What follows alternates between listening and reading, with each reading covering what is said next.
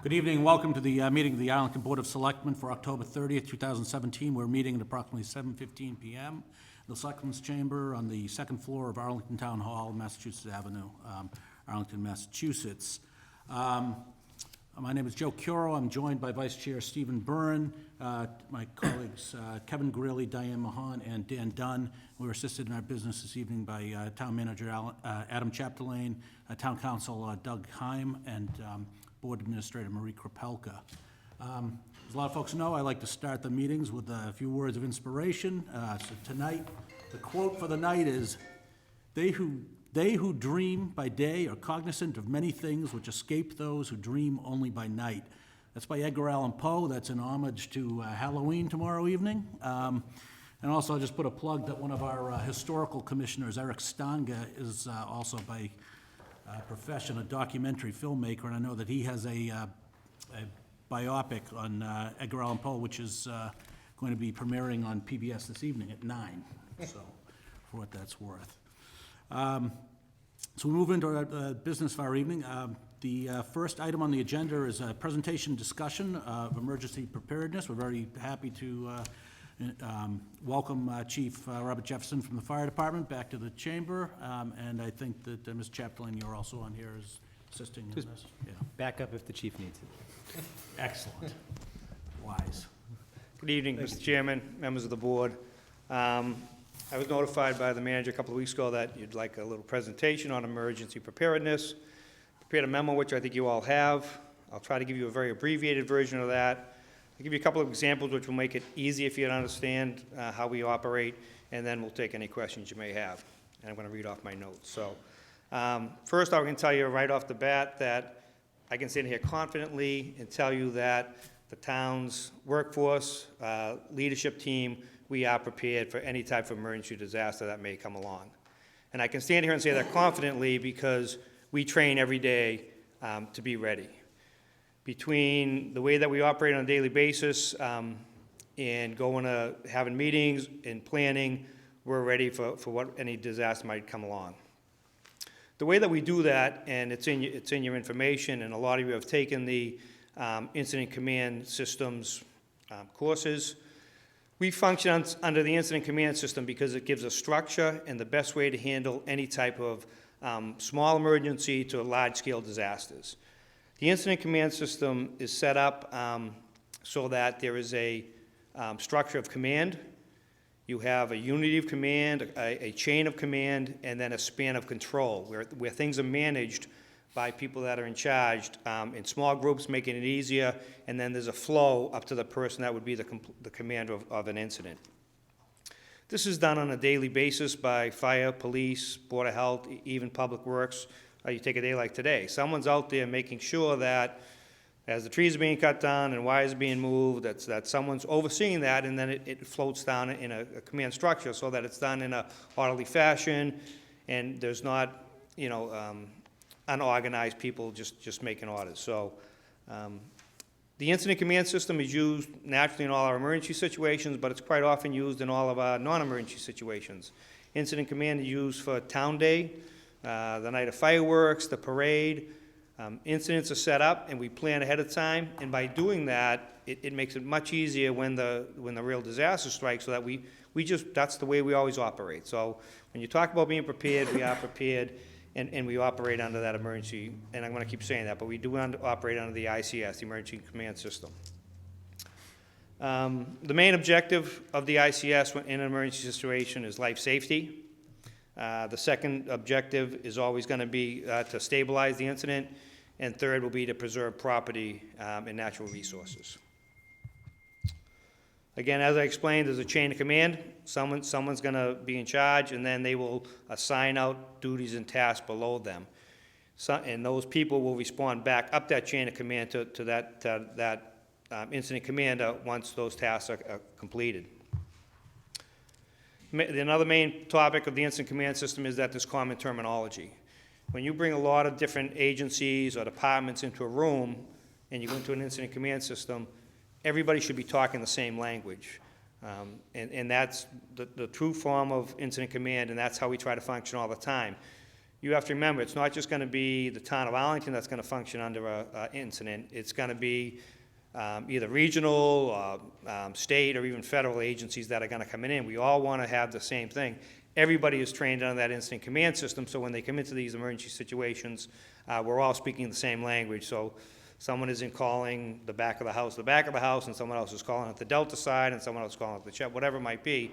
Incident command system keeps it all basic and simple, and everybody should be using the same terminology. And then the main thing that you want to do is you want to have an incident action plan. You want to form an incident action plan so that everybody has a task, duties are assigned, those duties are followed out, reported back.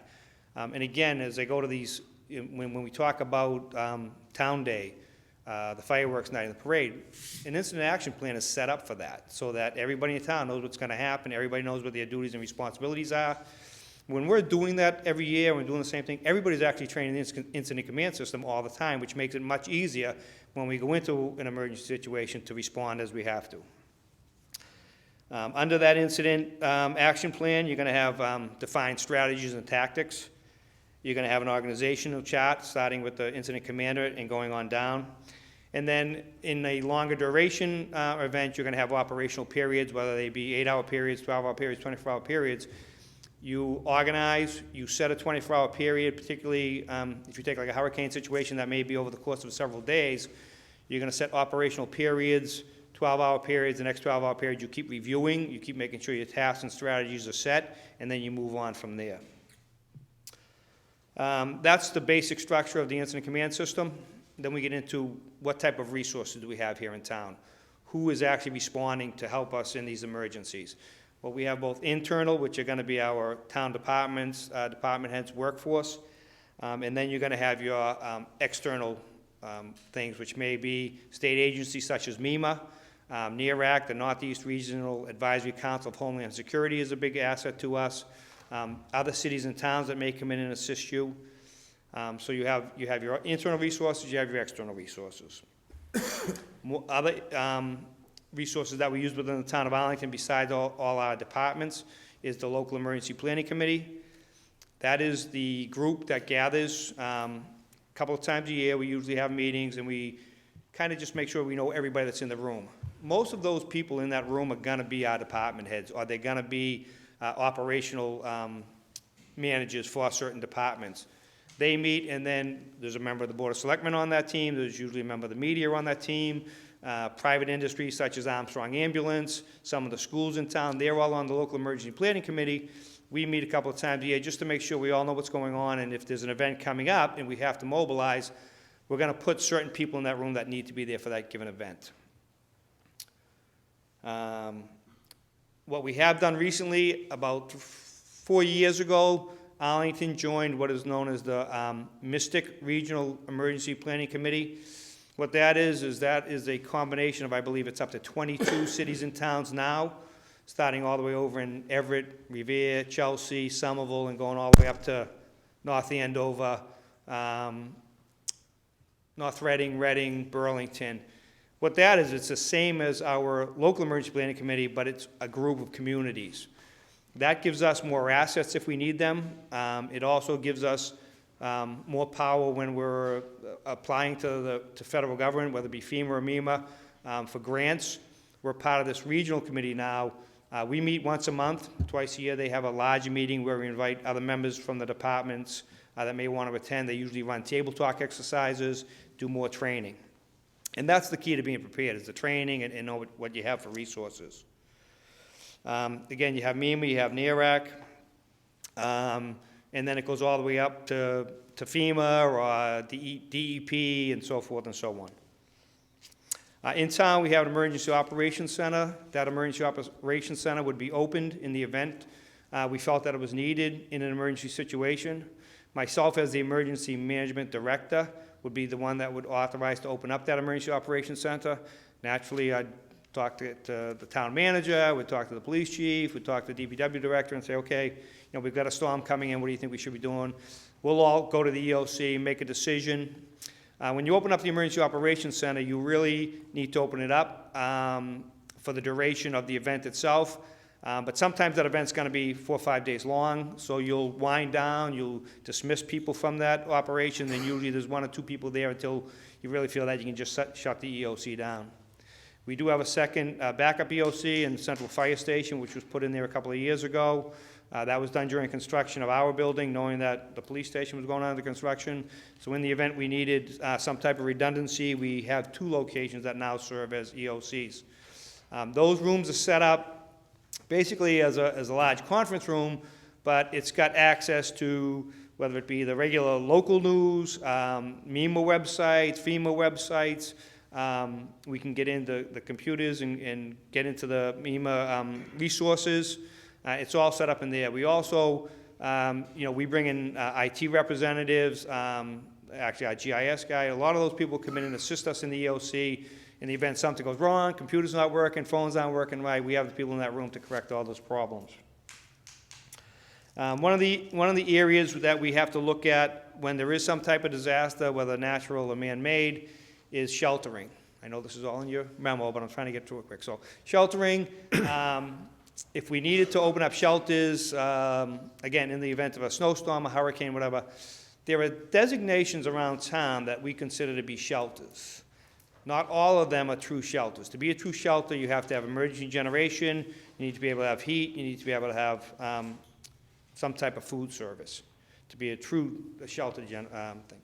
Currently, the only building that we have that will serve that purpose is the Thompson School. But we're not going to say the Thompson School is always going to be a shelter. We need to determine, the incident's going to dictate where we go. So let's assume we had a disaster where the Mystic River was overflowing and Robin Hood Road and that area down there is all getting flooded out and people have to be evacuated and we need to put them. The Bishop School, if that's live, if that has heat, if that has everything over it, that would become our shelter. So I get calls all the time, well, what am I going to do? Where am I going to go after the shelter? And I tell them, we'll let you know, and that's what we'll do. So we try not to, it's not dark ops or anything, but it's more, every incident is going to dictate what we're going to do.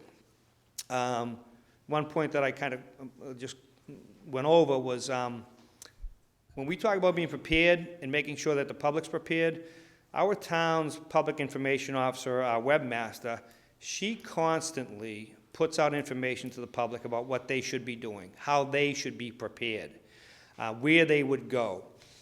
I know a lot of people may not be on the website or on computers. There is a population that's still not there. That information is always out there. Every time we go into a hurricane season, every time we go into a winter season, the webmaster, our PIO, puts out that information. It's out there. It goes out on the alerts. It goes on to the websites. It gets linked to MEMA and FEMA so that if you want to know what to do to prepare for a hurricane, it's right there. So we give the public that information, and that information there for them to have.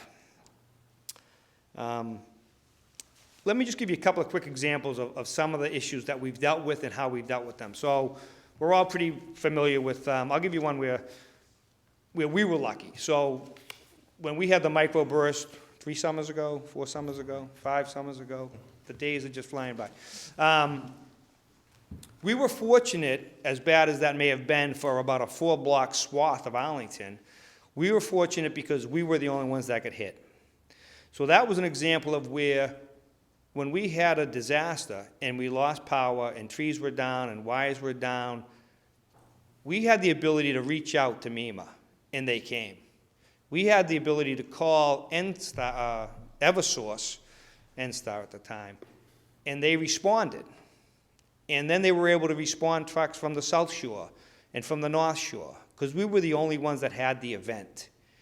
We were able to get tree crews in here from the Department of Conservation and Recreation. We were getting help from all state agencies because we were the only one affected. So in that situation, as bad as an inconvenience people were for a couple of days, we were very lucky, and we were able to mitigate that situation pretty quickly. Let's swing to the other side of the table where we have Hurricane Sandy. That day there, we opened the EOC. We mobilized almost every person on the local emergency planning committee. We had members from the manager's office who were there that were just going to do finance, that they were just going to worry about what did this cost us, How much money did we have to expend, and how are we gonna recoup that money if FEMA declares it a natural disaster and we're able to recoup? That incident lasted about 6 to 8 hours, and it was over. But we felt the effects of that for the next 5 to 6 days. And we got beat up like there's no tomorrow. Myself, the manager, all of us, because Eversource or NSTAR wasn't responding fast enough. And we were out on the street. I met Diane on one street, and we were talking with the crews. And the problem is, when you have a real disaster that's widespread, that's going to affect the whole state, you're lucky if you get 1 or 2 crews, because every city and town is getting 1 or 2 crews. But people have to understand that. And that's, I'll put our town crews up against anybody when it comes to doing our job, but we can only do so much, and then we're reliant on private agencies or other agencies to assist us, and we can't control them. And you need to know that, because people think that, you know, boom, why isn't my power back on today? Because a couple of limbs came down. Well, it's come down all over the state, and if you look at the news tonight, Arlington didn't get hit that bad. And we monitored the calls, and there wasn't a lot going on here. So those are a couple examples of how things work out. The last one would be, most of you, I think, were on the board at the time when we had the tanker rollover at Mystic Valley Parkway a couple of summers ago in June.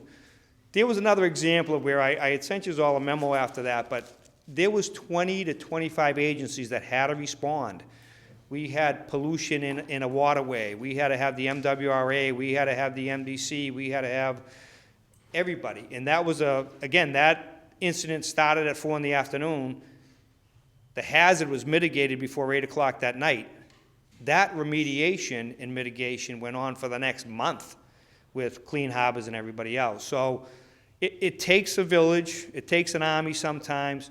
I kind of listed all your internal and external agencies, but I just do that to understand that it's not us. We're prepared to do what we have to do, but we have to rely on a lot of outside resources. Again, those are examples of how we function. I think you've all seen that done. My closing statement is going to be that as prepared as we are and as much information as we give out to the public, it really is up to the public at times to accept personal responsibility and do what they have to do. When we talk about having canned goods and having water and having flashlights and even charging your phones or your devices prior to a storm, it just makes plain sense. You cannot rely on government to come in here and do everything for you. We respond, we go out and pump basements, we make sure there's no hazard from down wires, but the small, simple things, to open a shelter is a massive operation. And people need to be prepared ahead of time to say, okay, I'm going to Dan's house tomorrow because he's got power and I don't, right? I mean, in all honesty. And that's the message that I got to get back to you people and to get back to the public, is that we're ready to respond. People have to accept their own responsibilities. I'll leave it at that, and if you got any questions. Great message. Thank you, Chief. Any of my colleagues have questions or comments? Yeah. Thank you for coming. Thank you for the presentation. This summer, I was in particular reading about the responses to Harvey down in Houston, and talking about, I was reading a lot about the differences about what happened in Houston versus what happened in New Orleans after Katrina. And they were talking about so many of the things that you were just talking about, which is people, they talked about this emergency center with like 150 people in it or something like that, but everybody in the room knew 2/3 of the people in the room, and had developed a relationship with that. And it was, and also about the preparation and the communication. And it just, I asked the chairman and the town manager to invite you in because I thought that the town should hear more about our preparation, because I think that is, and I know you clearly agree, is that is part of the preparation, is to have people think about it and have people know about it and know what resources and know what processes the town is going to follow. So hopefully the advocate will, write a story that talks about how emergency preparation in Arlington works, and I really appreciate the presentation. I think it was very interesting and very helpful. Two things I'd like to highlight. One, a comment, and one of I'd look to the fire chief. First of all, there's emergency preparedness, and then there's emergency management, and I can't explain enough in terms of when it comes to emergency management, and Fire Chief Jefferson had cited previous events, when every city in town is calling National Grid, Eversource, et cetera, and when we get 1, 2, 3 crews out, the penultimate person that we have that can oversee that has been Chief Jefferson, and I've watched him in action with that, because everyone knows, you know, your personal inconvenience, power outage, et cetera, is most important to you, but having to take responsibility over that, Chief Jefferson certainly has done that and has allocated the crews. I don't know how you do it, but I know the storms that I'm thinking of that you've been out there, in terms of emergency management, that you've really overseen and gotten everything you could in terms of the utility companies coming out and restoring whatever service, and a lot of it is, I know people say, oh, you know, I lost power, things like that, but I've seen the chief in terms of people that have, you know, CPAC, that have oxygen, other, you know, really critical emergency needs. And not only is he aware of that, but he's on top of that and knows where those households are and has coordinated that. So I'm very appreciative of that. But I'd also like to take advantage of the fact when we talk about emergency management, preparedness, also in terms of our firefighters, in terms of the hazmat situations that they respond to. One of the things that's sort of been near and dear to my heart has been one of my brother-in-laws, who's a firefighter and has responded to hazmat situations and come back. And originally, Boston Fire didn't have the appropriate industrial equipment to wash any firefighters who responded to an emergency situation. One of the things that I'd like to ask the chief about, just to kind of highlight again, that when you did do over central headquarters in terms of hazmat and responding to hazmat situations, I know that you got the equipment in there. If you could just talk about that real quick, I'm not sure, you may know where I'm going. No, again, just real quickly, I mean, we put it into the plan of the building. The town got it for us, and we appreciate it. We did not have, they're called basically gear washers, and it's a heavy-duty wash that'll wash your firefighting gear. We've never had them. We haven't had them since, 2015 was the first time that we've had them. So we have the washer dryer down at headquarters. And they're expensive. They may be $10,000 a piece or so. But we put them into the plan.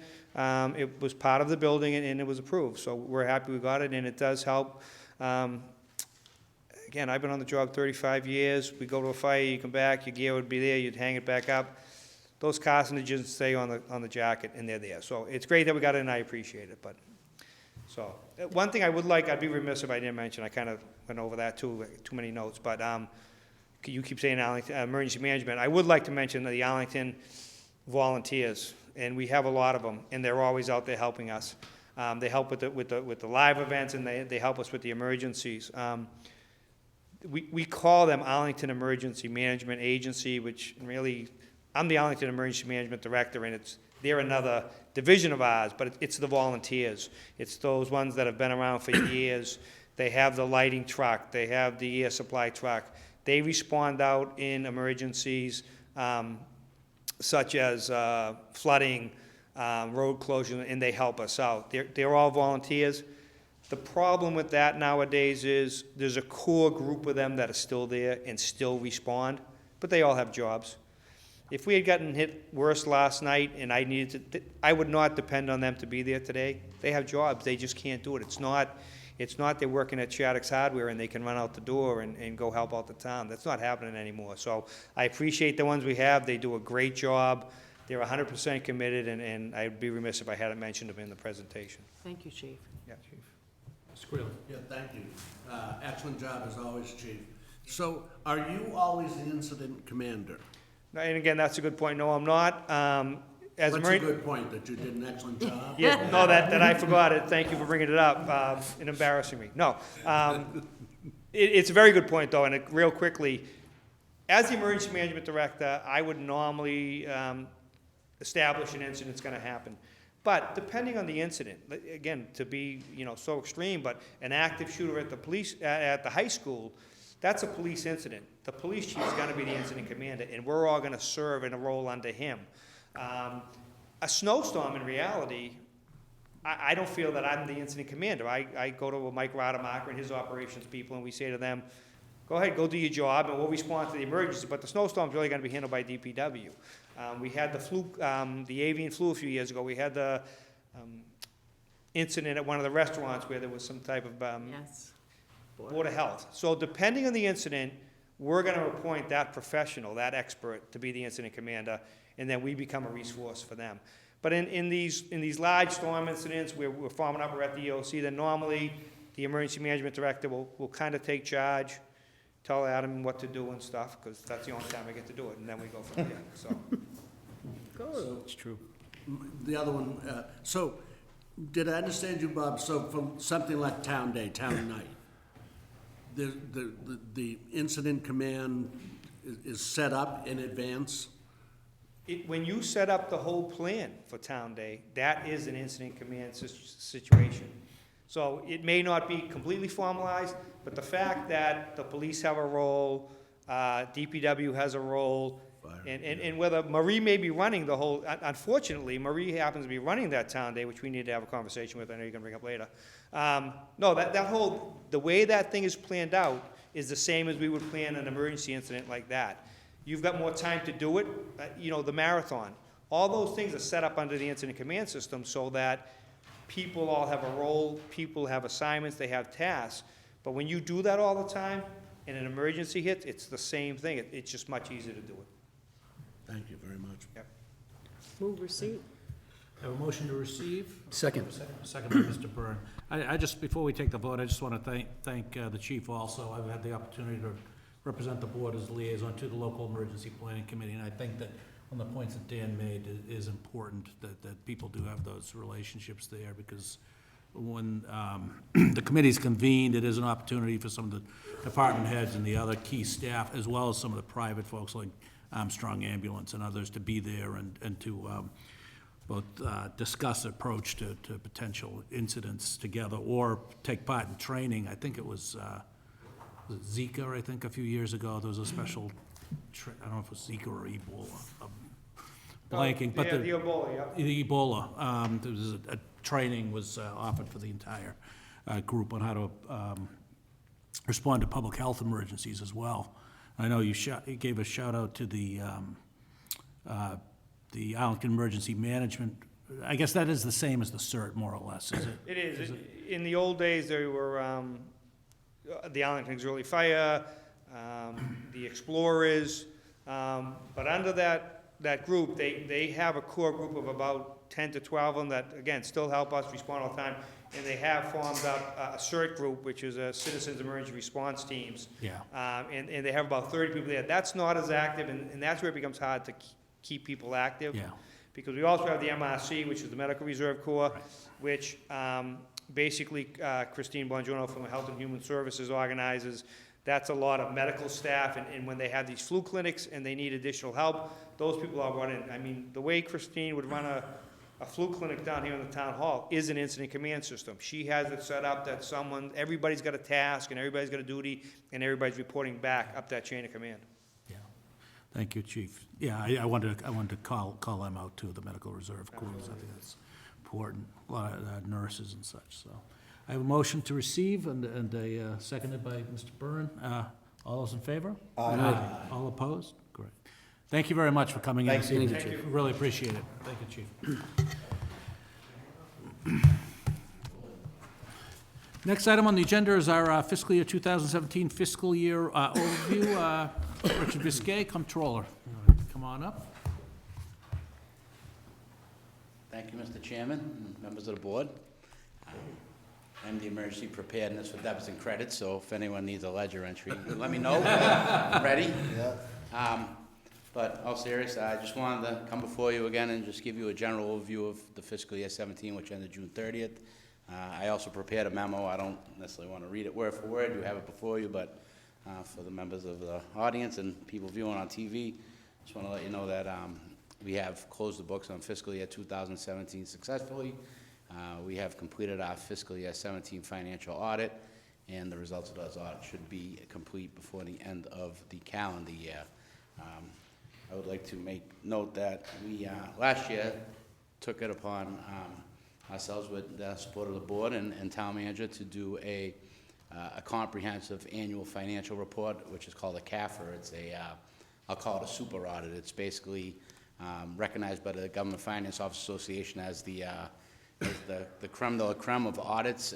We did perform our audit like that fiscal year 2016, and I'm happy to report that we did receive certificate for financial excellence in our CAFR report. So I thought that was a pretty significant accomplishment. As you know, we do a Distinguished Budget Award, and we do our annual budget with the GFOA model. So we're one of the few communities in the Commonwealth that now have a budget document that adheres to the GFOA, and now we have audited financial statements that do the same. So I think it's a pretty significant accomplishment for the town, and I want to thank the Selectmen for supporting that effort, and town manager and such. So we have also, we will be submitting our 2017 audit to also hopefully get the award for the second straight year. I also wanted to talk about just some other operational audits and reviews we've been doing. Over the last couple of years, we've been doing student activity audits with the help of the school department. Student activities are basically all the activities of the high school, whether it's a chess club or a ski club or any kind of clubs. They all have to have their own separate set of books, and there are rules and regulations by DESE that they have to adhere by. So a few years back, it didn't appear we had a review of that in a few years. So we have, for the past 2 years and now in our third year, have gotten reviews of that by Tucci and Roselli, which is an audit firm that wrote the book on the student activity for DESE. So they came in and helped us analyze how we do our reporting and our bookkeeping, and they've given us several recommendations on how we should improve the way we account for that and our controls. Happy to say that we have converted all of our student activities to a QuickBooks module with the help of John Denizio and the school department. So we've really raised the bar on how we account for all student activities. We're getting ready to do a review of our fiscal year 17 student activities, and I can report that back to you. I believe you have audits, reports that we've forwarded in the past with regard to that. We've also, back in 16, we did a financial investment analysis of basically the software system that the town uses for its financial reporting. It's called the Munis system, and a lot of that work had resulted in basically a larger group that has come together and really tried to strengthen the way we do our financial reporting and the way we do our financial record keeping with the Munis system. Coupled with that, we've been working closely with the Treasurer's Office as they have implemented their side of the ledger with regards to tax collections, motor vehicle excise, tax title. All those modules now was an old hybrid system that was a computer system that's been in the town for about 20, 30 years. It's a little bit herky-jerky, but we did an RFP, and we are now all synergized on the Munis financial software system. And many of those modules have been implemented over the last part of fiscal year 17. A lot of that was very complicated, and a lot of transformation of data and a lot of reconciling to make sure that we took this massive amount of data, we have it all correct on the treasurer's side, make sure it all agrees with the general ledger. Working with Mike Morse and his staff over there was really a learning experience, but we have successfully implemented about half of the modules of the treasurer's side, and we have it now talking with the ledger side on the accountants, which really provides some pretty good safeguards and allows you to put some pretty good controls in there, because most of the stuff was manual, and when you're doing stuff manually with regard to this, sometimes you can have keying errors, you can have transmission errors. So we're really coming a long way with getting the Munis system up to the latest and greatest modules and have everything synchronized and talking to one another here.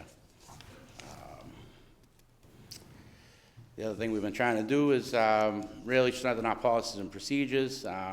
When I came in here, I was used to doing things certain ways. I saw things that were done well. I saw the things I thought we could improve upon. And working with all the town departments, we've implemented some monthly cash and accounts receivable reconciliations for all of our accounts with the treasurer, because again, as we transform data from the old system to the new system, we just want to make sure that we're reconciling all of our cash, all of our receivables. Are now doing quarterly reconciliations of all of our grant accounts, all of our gift accounts, and all of our special revenue accounts, which is really helping a lot of departments understand what their true fund balance is. And if there's errors, we catch them early. We try to make sure that, you know, there's not a revenue misposted by the treasurer's office that went to one fund versus another. We want to make sure when we pay a bill, it's coming from the right account. And and some departments are very good at reconciling their grants and their gifts, and others aren't as good. And we have some templates that we help them work with so that they can keep a record. I try to explain it's kind of like your bank statement and your checkbook. You know, we're the bank statement, but everyone should be keeping their checkbook and reconciling their activities to our ledger to make sure that everything ticks and ties, and the town manager gets his reconciliation reports as well. It's a good system.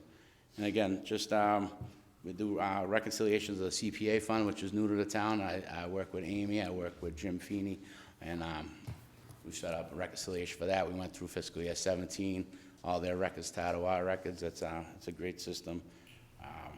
With regard to capital planning committee, we've kind of ramped up reviewing of old outstanding balances that are out there.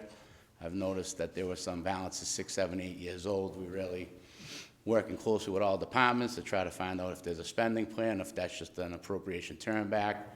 We've been diligent working with the capital planning committee to try to repurpose these funds for new capital items. So as opposed to just having them sit in accounts and just collect interest, we said, well, if you're done with the project, let's sweep these accounts, let's get them into a pool of money so we can repurpose them for fiscal year 19 and beyond. So some of those procedures are working out really well, and yeah, basically the computerization and the workflow administration of how things are happening in Munis is just allowing us to really feel that we're on top of all the internal controls and the systems that allow us to maintain our AAA rating and have good free cash and good handle of all where the money is.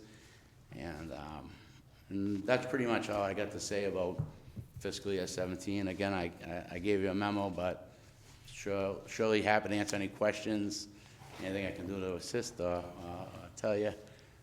I'm here for you. Are there any questions or comments? Dan? Thank you for the update. On all the Munis stuff is very exciting. I've been pining for that change for years, and so I'm really glad to see that in progress. I'm curious, I gather, I understand from the memo, from what you said, that some of the modules are in action, but like water and sewer aren't yet. When does that project wrap up, do you think? Well, I think from the last meeting we had with the Munis group, we have about a dozen people that get together every month and review it. And I believe we're on about a 12-month completion to that, because it's just a lot to try to implement it all at once and make sure that all the numbers are going well. And we have a lot of different modules we're doing, but all of our receivables from our real estate, our personal property, our motor vehicle excise, the cash management system's in place, tax titles in place, and right now it's just the water and sewer and some of the parking modules need to come over. I mean, there's some other stuff we're doing that isn't necessarily financial related, but we're looking to try to get employee self-service module, which is going to allow people to go on and enter their hours in for work, to check their weekly pay stub as opposed to getting a paper copy to put in for vacation time. And so there's other modules that aren't necessarily related to just the financial operations, but some of those modules are also being layered into the financial modules. So I think we're looking at about a good 12 months before we can probably see the completion of all the modules on the treasurer's side. Okay. Thank you. Anything? Ms. Mohan? Thank you for providing this report. I'm going to probably step on my own toes there, and I'll just say what I'm going to say. One of the longstanding issues that I had before you came, and that when you came here you had to deal with, was my issue with the former school CFO in terms of the town used the Munis system. Previously, that was a system agreed upon between town and school that everyone would use, and the former CFO did not use Munis she chose to use Microsoft Word Excel spreadsheet. I see in here that you highlight the student activity fee as well as the new school CFO, who I've heard nothing but really good things about, John Danzinio. Denizio, yeah. Yes. My first point-blank question would be, one of the things that I was concerned about from the beginning, because it was a path that we were on, are both the town and school comptroller, accounting, et cetera, heads using Munis? Yeah, the entire town, including the schools, are using Munis. Full use of requisition modules, purchase orders, payroll, capital, soup to nuts, the whole town, including the schools. But on the school side, do you see that they're doing the same? Yeah, I mean, they've always used Munis. I believe Diane liked to use She certain other used software. Microsoft Excel. She did not use Munis. I'm just gonna tell you that. Well, I'm just asking you now, with the new school CFO, is he using Munis? Oh, yeah, similar? yeah, absolutely. So you see the same thing happening there? Yeah, Okay, so that wasn't happening before, from where I come from. And then on, the student activity funds account that, you were overseeing, I know that you cited in your report, there's been many improvements made, which leads me to the conclusion that there may be some other improvements that we can make, or are we? yeah, I believe the report had, 15 or somewhat recommendations, and, some lie within the controls of the comptroller, treasurer, school business manager. Some of them are policy decisions that need to come from the school committee and the superintendent. So what we've been concentrating on is just having again, a check and a balance for the activities of the students. And to try to summarize it, there's basically a checking account and a savings account, and that money goes in to the bank and it goes to a savings account. And the principal would have a checking account to write checks for all the certain activities. And when they get to a certain point, they have to ask for a draw from the savings account to put in a checking account. Now, we were keeping some of that stuff, as you said, on when I say we, I mean the schools. It's really a school department account. They were keeping it on a spreadsheet, and it was really kind of cumbersome to try to extract out which activity is spending what and on what periods of time. So we created, with the recommendation of the auditors, a QuickBooks system so that they can put all the activity, so the student activity has a sub-funds of all the different accounts that sum up to the balances of what they should have, and that balance reconciles to our general ledger. I'm gonna show my naivete here. QuickBooks is not Munis, correct? Or No, QuickBooks is just an accounting software that you can use. And here's my concern, when the town was using Munis, in my opinion, the schools were using Microsoft Word Excel. When you use Munis, numbers go in, calculations get done, nothing can be altered. When you use Microsoft Excel, you can put the numbers in, Microsoft Excel makes the calculations, but then you can go back into individual cells or columns, hit type over and change what the actual, if it's positive, if it's negative 200, you can make it positive 1,000. My question would be, in QuickBooks, is it more like Munis or more like Microsoft Excel? Because I can tell you from the sports community, that's where all that, which predated you, but it was on your platter when you came here, about student activity fees, about where we said the money was going, and then because you could use the type over function,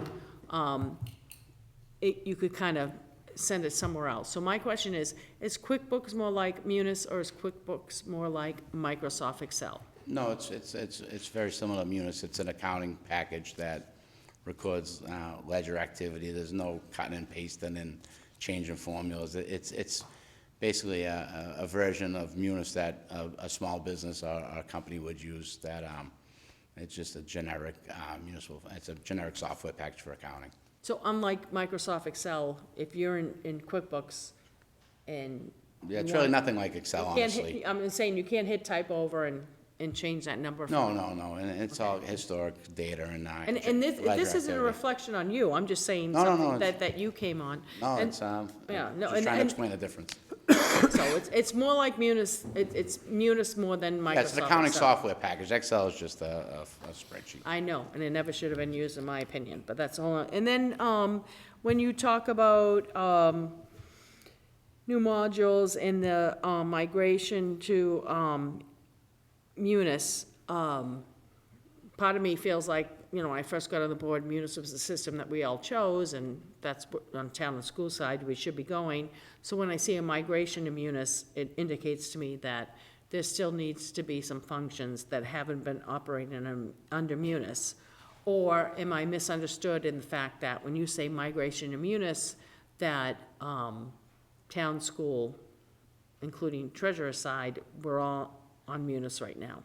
No, we're all on Munis. It's just that the treasurer collection system for water and sewer operations is still working on, I think that we call it the ICS system. I call it the homegrown system that we have. That's I believe it was programmed and still is programmed by people in the IT department. So that data from ICS has not been brought over into Munis for water and sewer. We still record the liabilities on the books, but it's manual. So when they have let's just say we mail out $1 million worth of water bills, and when they come into the treasurer's office, they record them on the other system, and then they'll give us a manual report, and we have to book that onto the ledger of Munis.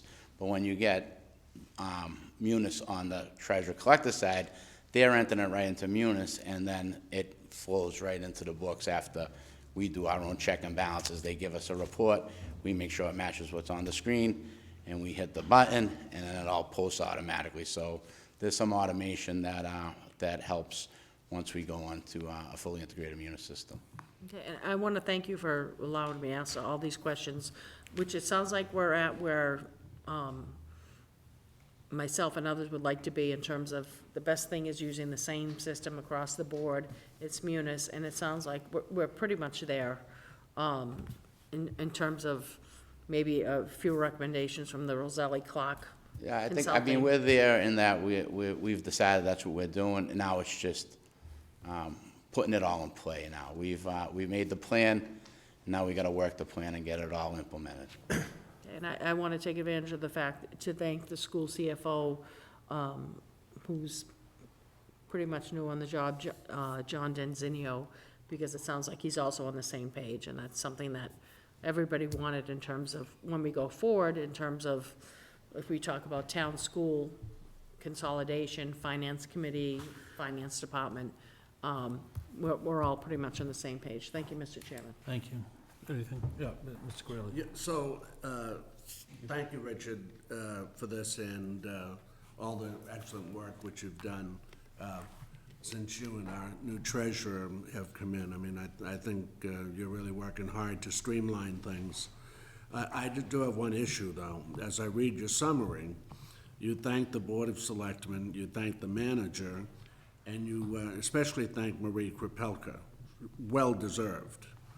But am I to understand that a box of cannolis from a world-famous Revere bakery were delivered to the Board of Selectmen's office from Marie? And so my question to you is, where are the cannolis tonight? Well, You seem to be speechless, I'm sorry. Just a question. I bring them to Marie, and I expect her to distribute them as she seems fit, so I Quite a one, Mr. I think you just threw Maria under the bus. think Joe had one once. I think it was him. Is there one in the back room now, Marie, perchance? Yeah. No, great work, Rich. Thank you very much. Mr. Byrne. No, thank you very much, Rich. I think this is really helpful. I know that, maybe we don't get to see what you're doing on a day-to-day basis, but I think I'm, reading through this, I'm really comfortable in the work that's been done since you've come on board. I know that it takes a little time to, get your team up and running, but now that it is, I think that, you're kind of firing on all cylinders. And just to follow up on Diane's comments, thanking the school CFO, I think we also have to thank Dean in the treasurer's office as well, because I think, a lot of work that might have been stifled before is really moving forward now. And I really appreciate the collaboration between your office and his. So, thank you very much. Yeah, absolutely. Ms. Byrne. And I'll thank you for the report. I actually appreciate the policies and procedures that you're putting in place here, particularly the quarterly reconciliation of the grant gift and special revenue accounts with the respective departments. I think it's important that they know where those fund balances are at each point. I'm wondering, what is the process for the departments to actually check their actual budget amounts on appropriated line items? Is that self-service, or is that something that you produce for them on Well, demand as well? no, all departments have their ability to go into Munis and check the balances on all their accounts, so. But they pretty can much see a that's- view that's actually budgeted? Yes, Yeah. exactly. So on the operation budgets that are appropriate at town meeting, those appropriations in there and the expenditures are drawn down from that, and they can look at those balances anytime they want. They can also call us, we can provide them those balances. With regard to the grants and the gift accounts and other trust accounts, we have a program so that every department can see their respective balances. So Yeah. if DPW goes in, we only code it so that they can see the DPW balances. They don't see Health and Human Services or Fire or Police. So, and it's not so much that we're having them not look at those, but just from a matter of being efficient, or if you want to look up a balance, you basically want to open it up and look at the balances that pertain to you. So we have control accounts in there, the cost centers as they're called, and we program the cost center so that any department can look at their specific lines and their lines only. Okay, thank you. And the only other one I wanted to ask about was your procedures around looking at accumulated and unused capital account balances. How much has that effort actually yielded? I believe as part of the fiscal year 18 budget, there was about $470,000 of, Wow.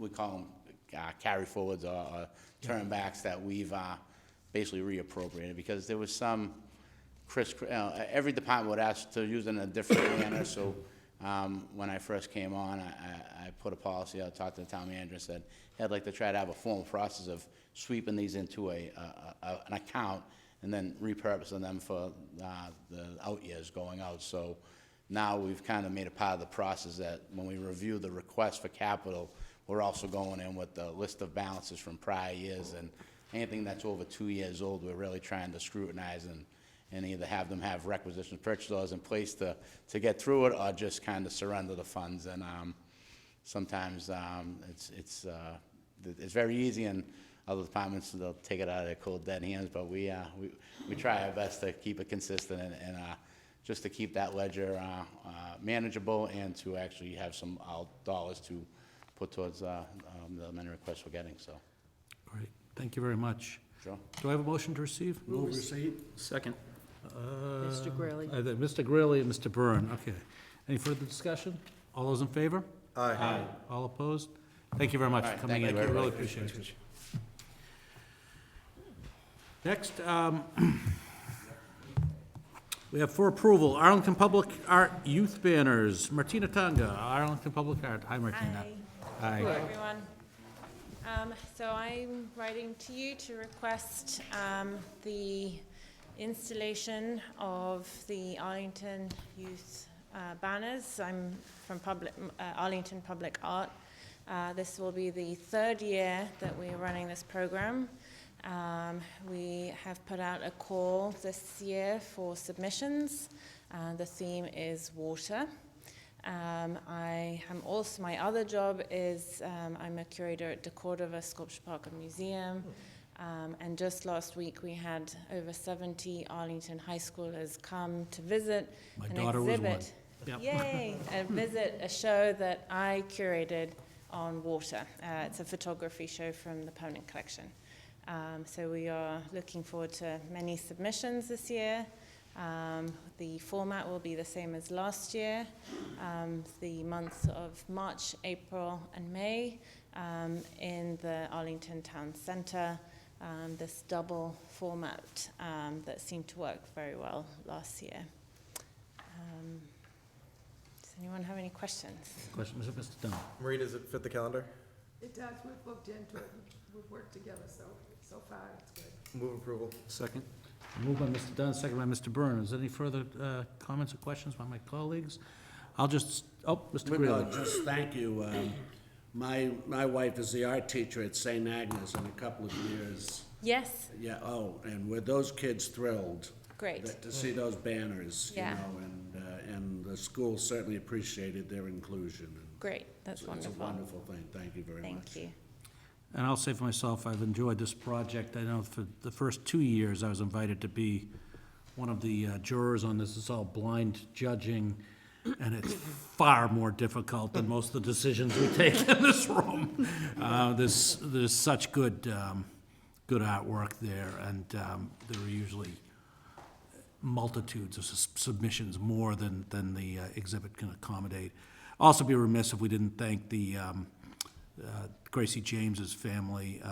You'll recall she was an Arlington High School student who passed away at a young age, and her family has funded this initiative year after year in her memory. So we thank them for that, because it's starting to become something to look forward to every spring now, so. Great, that's wonderful Okay, to so hear. on a motion by, I think, Mr. Dunn, seconded by Mr. Byrne, I believe? You are correct. Yeah, okay. Any further questions or comments? All those in favor? Aye. All opposed? Thank you very much. We look forward to it. Thanks, thank you. Thank Good you. evening. Okay.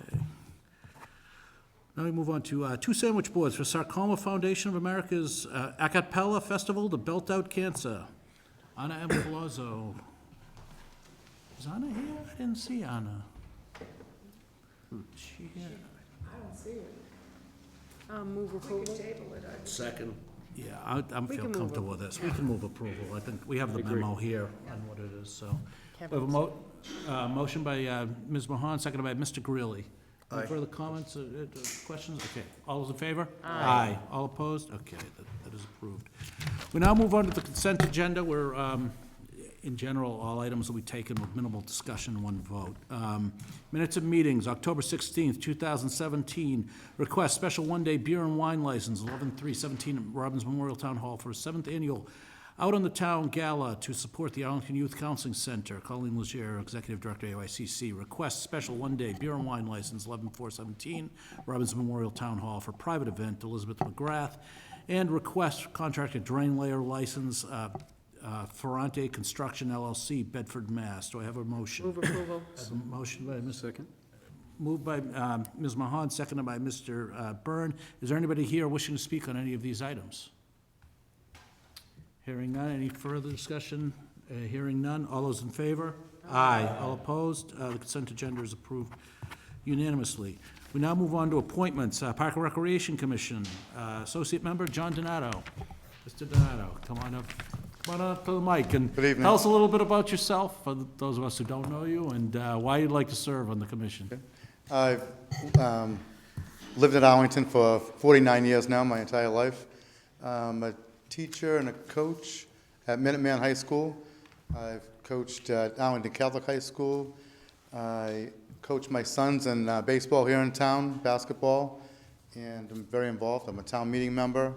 I'm on the board of the AYBSA, and I really look forward to working with John, Marshall, and Shirley and the crew. I met them the other day at a meeting that I attended, just in the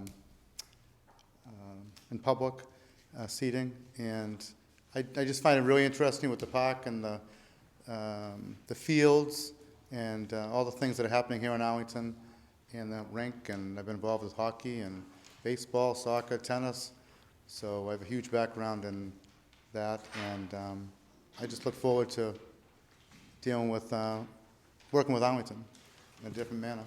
Great, thank you very much. Do I have any comments, questions, or motions? Mr. Greeley? So, move approval, and I was gonna say you're involved with hockey too. I'm pretty sure that my Yes. son was lucky enough to have your help at one point in time, but thank you so much for your willingness to serve and your excellent qualifications for this. Thank you, Mr. Greeley. Anybody else? Second, but I'd also note that I was a water boy of a team that John coached back in, when I was in elementary school and John was coaching Arlington Catholic, so very, couldn't be more fitting for the role. John, how did he do his waterboard? He, Did he spill? Let me ask you that. only on Dan. only on Dan Shine, and we, he took that direction very good. Ms. Mahoney. If I could third the motion, I would. I do appreciate, it's not a requirement, but I certainly do appreciate individuals, men or women, that come before for Parks and Rec Commission that also have the coaching aspect of it, because you understand, I think to a fuller extent in terms of when you're talking about our fields and our athletic facilities, really what goes above and beyond that in terms of not just building something, but coordinating not only a sport, but different sports. Yeah, my 15 years as athletic director at Minuteman really helps, I believe. Yes, And working with Arlington High, Arlington Catholic. right, and I think you also have the temper in terms of balancing, different sporting and non-sporting groups that need to use those fields, between coaching with hockey as well as Minuteman, which I, really appreciate, and our colleague, Mr. Dunn, has been very active in that. So I really look forward to your expertise in terms of taking all those, I don't want to say competing interests, because that's like a double entendre. No. But you know what I'm Yes. talking about in terms of not only designing the field, but also scheduling Absolutely. and maintaining the field. That's really big in terms of the user groups, that they've been very responsive to, that I think you can coordinate in terms of when a field or a site needs to be taken offline to rest. Yes, absolutely. And I'm sure you've had that with your experience at Minuteman. Yes. Yep, the farm needs a little rest right now, so. Yes. So thank you very much. Thank you, Ms. Mahon.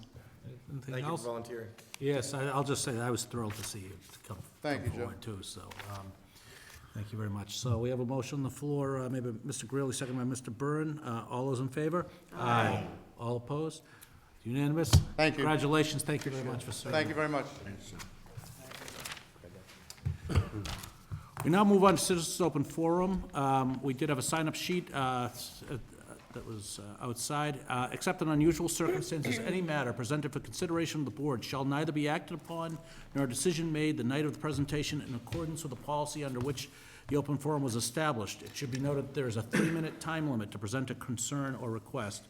And I'm also going to note that under Citizens Open Forum, this is for general concerns that are not on the agenda. So if you did sign up and you're here for another agenda item, we will take comments during that agenda item, okay? So, and I think I can figure it out here from, from here. So we do have one gentleman, our own ACMi technician, Lenard Diggins, 8 Windsor Street. Hi, so thank you, and in order to let the tens of thousands of people who are watching this know about the educational forum on autonomous vehicles, I actually want to thank you and anyone else who helped to bring that forum into existence. It's very important. I know that the Boston MPO is very interested in what towns like Arlington are doing in order to make the public aware of that issue, because even though it may seem premature, the technology is coming, and if we want it to work with public transit, we really need to get the public involved and understand what they want in order to make sure we don't end up with a system very much like what we have now, which is a lot of single occupancy vehicles occupying the roads and making them congested. So once again, thank you for doing it, and hopefully lots of people will attend. Why don't you let folks know when and where it is? It's going to be on November 14th at here at Town Hall in the auditorium At 7. I believe. at 7 o'clock. 7 o'clock. Thanks. Great, thank you, Lynn. Thank Thank you you for all your work on that. What was that? Okay. And I Thank you, think, Joe, thank you. okay, I think the other two, Ms. Casey and Ms. Camerata, I believe, are for a later agenda item. Is there anyone else here for Citizen Open Forum, not on an agenda item that's already here? Hearing none, we will close Citizens Open Forum. We now move on to traffic rules and orders, and other business. First is discussion and vote, designation of a loading zone on Alton Street. Mr. Chapdelaine. Thank you, Mr. Chairman. So, members of the board, you have a memo before you that was prepared by Ally Carter, the Economic Development Coordinator, that pretty succinctly lays out the recommendation before you in terms of a designating a loading zone on Alton Street, but I'll quickly also run through the narrative history, just very briefly. So as we went through the Arlington Center parking management strategy over the course of the past several years, and then formed the Parking and Implementation Governance Committee, we started to see that one of the biggest challenges in Arlington Center, among the many parking challenges, were issues surrounding the need for loading zones, or just loading in general, and the impacts that various delivery trucks would have on the business district and on the residential district abutting the business district. This particular matter really started to become, and I should say, I say that because there's more issues with loading zones than what's before you tonight. This is one piece of some of our efforts to try to address the issues. This particular issue became ripe at the end of this summer when, at our request and direction, some residential abutters on Alton Street, abutting Broadway Plaza, via the Request Answer Center, began to document their complaints about illegally parked delivery vehicles on Alton Street. And what seems to happen is, though we require by special permit that the businesses located along Broadway Plaza receive their deliveries via the back alley, many of the trucks that perform the deliveries are too large to access that alley, so they park on Alton Street, sometimes in the wrong direction, sometimes on the sidewalk, sometimes taking up lots of the residential street parking. Sometimes they're full-size, tractor-trailer 18-wheelers, causing a significant amount of residential heartache, for lack of a better word. So as you can see in the memo, between the dates of August 10th through September 11th, there were 28 complaints logged with photos attached of vehicles offending. Historically, and I know this is in the memo, at times tickets have been written, at times leniency has been shown in order to try to allow the businesses to sort of maintain commerce, but we also acknowledge that it does put a significant impact on the immediate residential abutters and some of the commercial abutters too. American Alarm in particular is negatively impacted by having the trucks park right up against their building on the sidewalk on Alton Street. So, Ally Carter talked with a number of abutting businesses, residents, and formulated the recommendation of creating a loading zone where there are currently 2 pay parking spaces and 1 ADA or handicap parking space on Alton Street, from the hours of 8 a.m. to 5 p.m. Monday through Saturday. To accomplish that, we would have to move the ADA parking space over onto Broadway to the last space on Broadway up against American Alarm. So that particular move was vetted by the Disabilities Commission and approved. And also the placement of the loading zone in general was vetted and approved by the Parking Implementation and Governance Committee. So there are concerns that have been raised about this and the impact it would have on some of the businesses that are located on Alton Street, and I think we'll hear from some of those business owners tonight. But there's definitely very serious and legitimate concern that I know the town shares with the residential abutters of trying to do something to minimize, or I don't want to say eliminate, minimize the impact of deliveries occurring on Alton Street by creating this loading zone. So I guess with that, I'm happy to answer any questions the board might have, or if the chair feels appropriate to take comments. Before we hear public comments, does the board have any questions for the manager on what's before us? No questions, but we did vote on this at the most recent Parking Implementation and Governance Committee. And I would add that I think at some of our first meetings, we started talking about where a potential loading zone would be. And I think that, anyone who attends those meetings would say that we looked at every possible inch of the center, from, the middle lane between where traffic flows, to, other side streets, and just nothing seemed to work. And well, I don't think any, obviously there's no absolutely 100% perfect option. I think this is the best one that we can put forth. So I look forward to supporting it. Great, thank you. Any other questions or comments? Yeah, Ms. Mahan. Just one question, either for my colleague, Mr. Byrne, or The town manager, just my only area of interest is in coming up with this possible solution around the ADA space, handicap space that was on Alton Street, being moved further away from the business district to American Alarm. Was there any other discussion in terms of, I'm assuming from what I'm hearing that's something that they're amenable to, but I'm just thinking about the ADA space further away from the business. Is there any current or possible future discussions about designating an additional space or an optional space that's closer to those businesses in there? I don't know if I'm Well, saying that correctly. To that, I don't think that that's a discussion that we've had yet.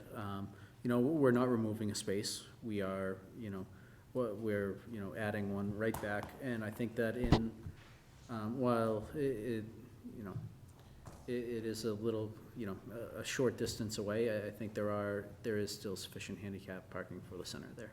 But, you know, I think that, you know, like everything in the center, in terms of parking, we are monitoring it and open to discussions as, you know, time comes and seeing how things work out. And If I that's may. exactly what I wanted to hear, that this is an accommodation or compromise or whatever, but that in going forward, we'll certainly look at any other spaces in that closer business district that we can possibly designate as ADA, handicapped, et cetera. Am I saying that correctly? I hear you loud and clear. Thank you, I think Mr. the Byrne. manager's additional Just comments. one small piece on that point. We did hear from the Disabilities Commission that this could be viewed in one perspective as an improvement because of the location on Alton Street. It's been reported that somewhat frequently those looking to access that space would turn the wrong way down the one-way on Alton Street and then pull a U-turn to park in that ADA space instead of going all the way around the block to access it. So by keeping it out on Broadway could actually, though you're right, bump it a little further away from the businesses, make it more accessible to those trying to park there. Okay.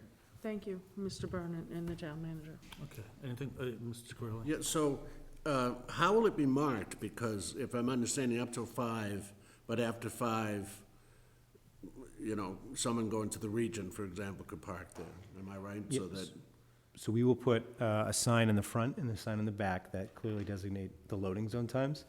And because of these meters are electronic and programmable, yeah, during the hours that it's a loading zone, the face of the meter will say no parking loading zone, but when the loading zone hours end, they'll turn on just like the remainder of the meters. love those meters. Can 2 trucks fit in that loading zone? I would say only one tractor-trailer truck can fit in that loading zone. Tractor-trailer, yeah. Probably, 2 smaller refrigerated trucks might be able to fit there. Thank It's you. about 86 feet long from the start to the end of the curb. Thank you, Mr. Chairman. Presumably to implement this as put forward, you'll have to move a meter also. Correct. We have to move the meter that is currently where we'll be moving the handicap space to over to, Right, just sort of swap everything up. Any other questions or comments before we hear public input? Okay, we're gonna accept public input. The approach is gonna be the same as during citizens' open forum, so I'd ask that anybody who wishes to speak to this, please come to the microphone. If you could identify yourself by name and address, and address your remarks to myself on behalf of the board, and if we need further information, I'll get it, I'll recognize other members of the staff. And we also ask that you can please try to constrain your remarks to 3 minutes each. So.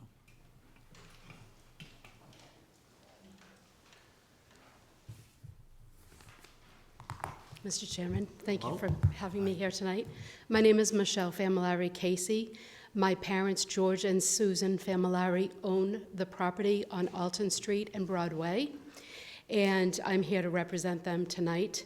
I respectfully oppose this loading zone for our property is it's going to directly affect our businesses.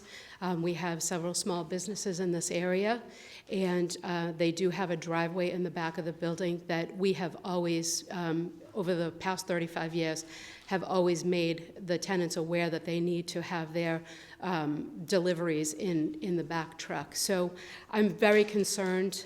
My biggest concern is that there is a dance studio there with small children. There's also a karate studio on Alton Street, and I'm very concerned for parents having to drop these children off and get them safely into those businesses. So it's a very big concern for me that we're having this discussion because there is some of the other businesses that do park on this space are actually on Medford Street and can access from Medford Street, so I'm concerned. My final point that I'd like to bring up is that both of my parents are disabled. They utilize this ADA parking spot outside of their property so that they can visit and make sure that the building is kept up and safe. So again, I'm very concerned that my parents are now going to have to walk much further. So that's my other concern. So thank you very much for your time. Thank you.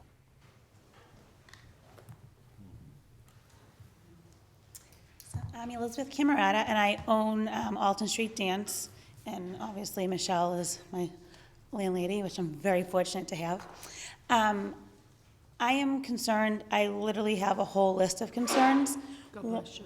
One being, I just found out about this parking restriction and loading zone on Thursday afternoon, and clearly it already sounds as if it's decided upon, but I'm not sure, I truly, and I'm not trying to sound like I'm accusing, but I don't see how this is actually gonna help my small business or the other small businesses in the area. Just since Friday to this afternoon, I have 73 patrons that have signed a petition asking not to have the loading zone put in place, simply because they're concerned over the safety. Where the loading zone is being proposed, the trucks would be pulled up. There's like a crosswalk between Alton Street and Broadway, and I'm sure this has already been, considered. But now you have patrons trying to cross the street with trucks sitting, behind the crosswalk. So that's going to be an obstruction of view.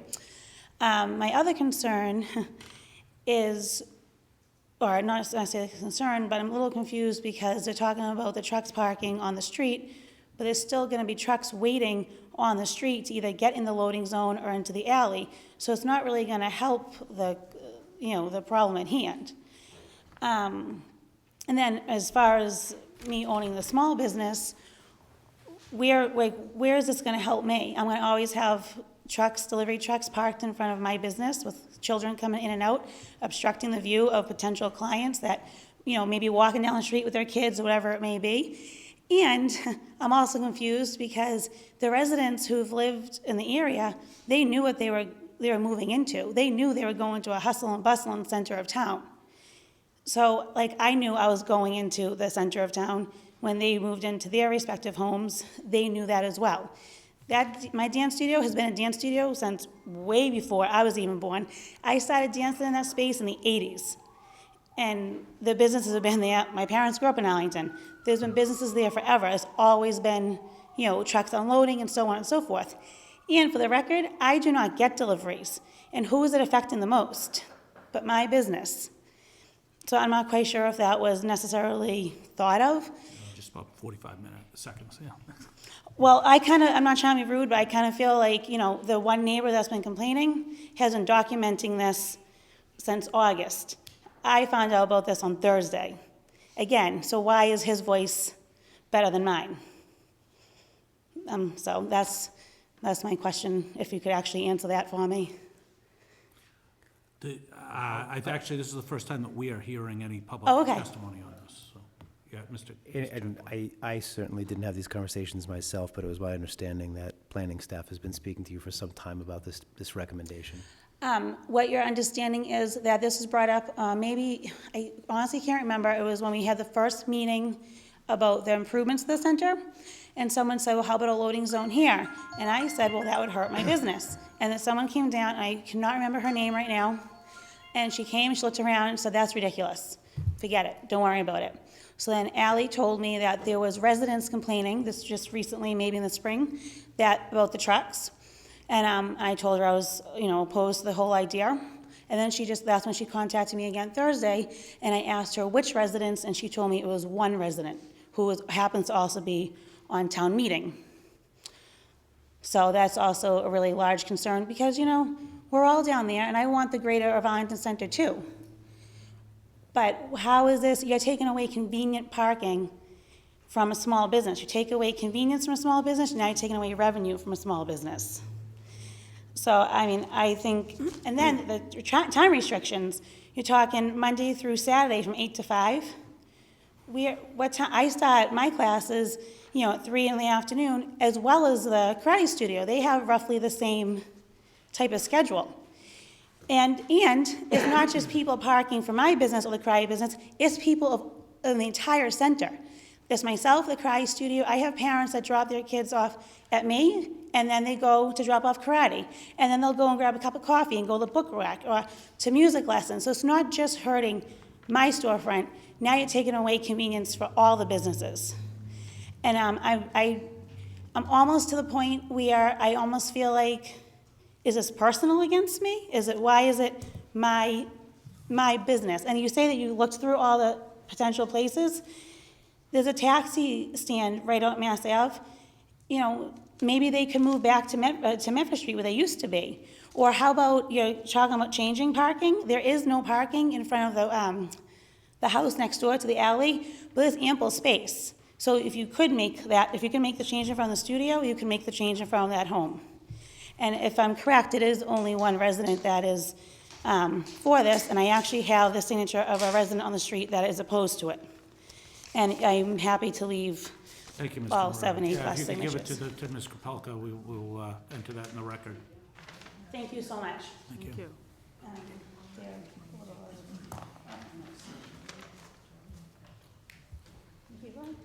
Is there anyone else? Mr.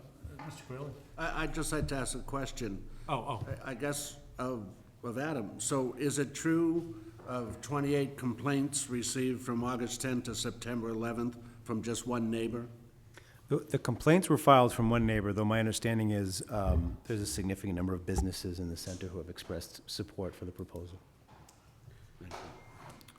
Is there anyone else wishing to speak to this? Mr. Ruderman? Thank you, Mr. Chairman, members of the board, for the opportunity to speak tonight. My name is Michael Ruderman. My wife and I, Susan, who's here with me tonight, live at 9 Alton Street, the end of the street that's affected by the traffic that we've been trying to bring to the town's attention. Certainly was not like this when we moved into town 27 years ago. What we are asking for is something to be done to make what is a rough situation better. When we met with Mr. Chapdelaine and members of the planning staff, we proposed a number of possibilities. One would, of course, be strict enforcement of your regulations that are already posted on the street now.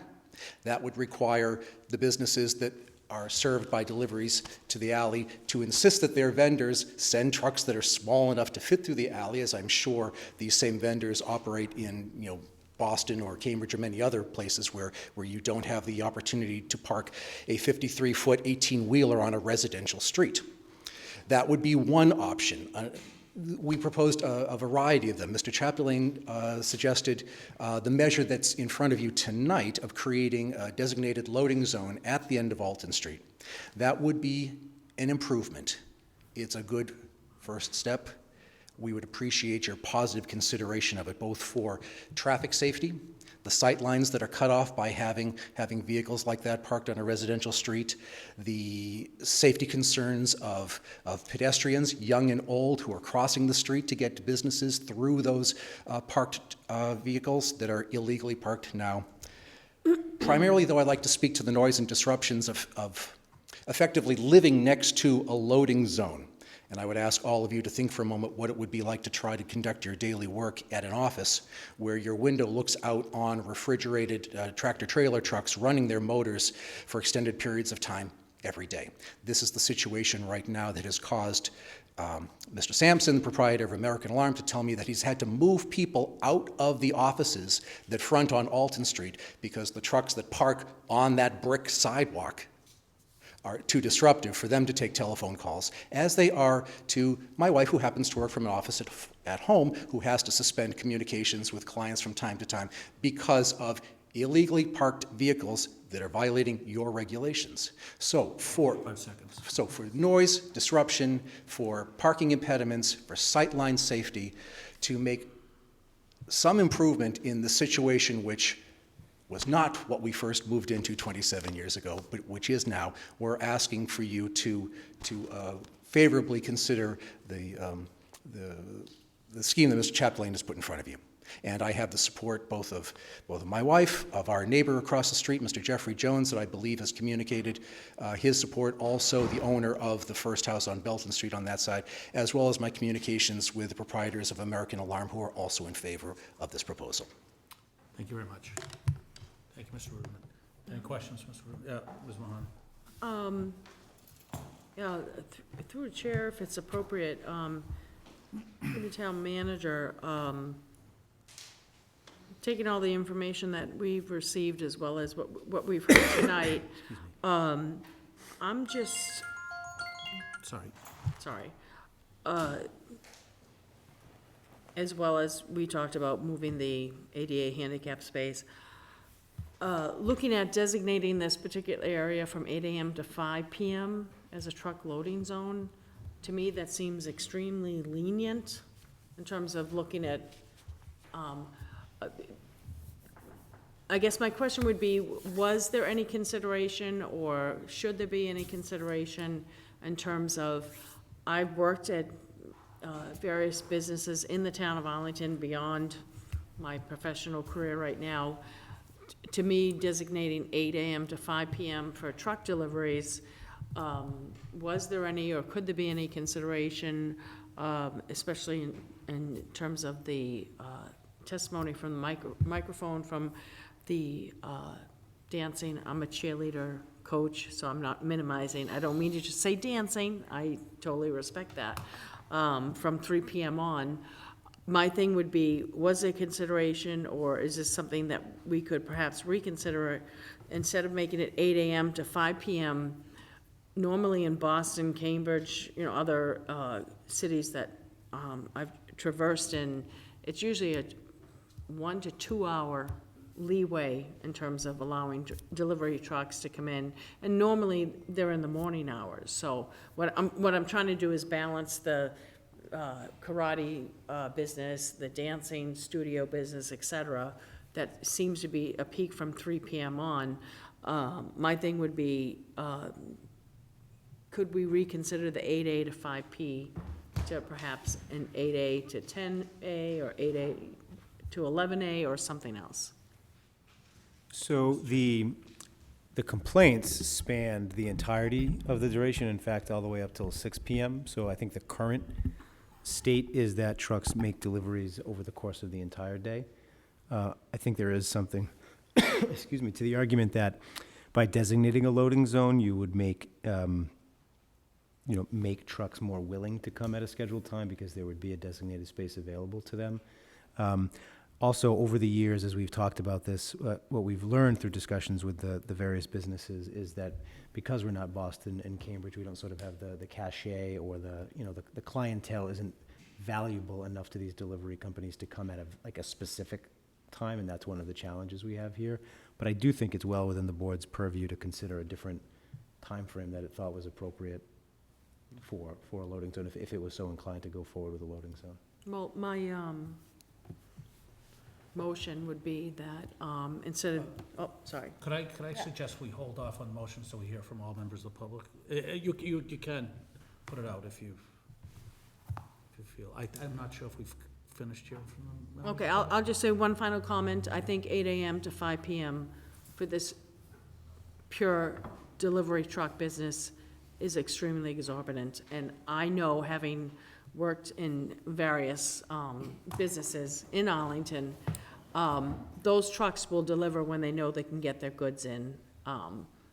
So I'll leave it at I that. apologize, I'll give you the first shot at a motion when we, Can I say something? please. My name is Gail Camerata, and I just wanted to add in that Saturdays is a terrible day to have deliveries. We start at 7 o'clock in the morning, we're at the studio. The karate guy is there at that time also. And there's plenty of room in the driveway. We see them going in and out all the time. I don't understand why somebody would buy in a town, in Arlington Center, in the middle of the center, and then come to the town and complain about having deliveries. Why would you ever live across the street from, where they have deliveries being delivered? You don't buy a house there. You don't buy a house if you don't like it. You buy a house down the street where there's no business. And it's only one person giving us a chance. Now, I know Jeff next door to us doesn't live in his house. It's all of tenants and everything else. And he has said that he would go whichever way we wanted to go because he doesn't want to leave the aggravation of having to listen to coming to the town about any of the aggravation of fighting for the trucks. I'm sorry, I don't talk very speak. Thank you. Thank you. Is there anyone else who wished to speak to this matter? Okay. No one else. Okay, Ms. Mohan, I think you had a motion you wish to place on the floor. I think 8 a.m. to 5 p.m. designating this, and then after that, it can go back to a regular parking enforcement space is extremely lenient, especially since the businesses, when they got in there, knew they have the driveway behind there. You can ask trucks that deliver there to accommodate that, and if they can't. And in light of the testimony from the business that I know she said she just heard on Thursday, but then I heard testimony from the microphone that this has been in conversations with the planning department from the spring, so balancing that. First, I would like to ask the town manager if he feels comfortable or not comfortable in terms of modifying the 8 p.m. to 5 p.m. To me, seems like an extremely long stretch of time, or if any of my colleagues have any comment on that. Could I? Okay, so you don't have a motion yet? Not just yet, Okay. yeah. Yeah, Mr. Curro. I'm leaning towards what Mrs. Mahan is talking about, especially with one neighbor making 28 complaints. I wonder whether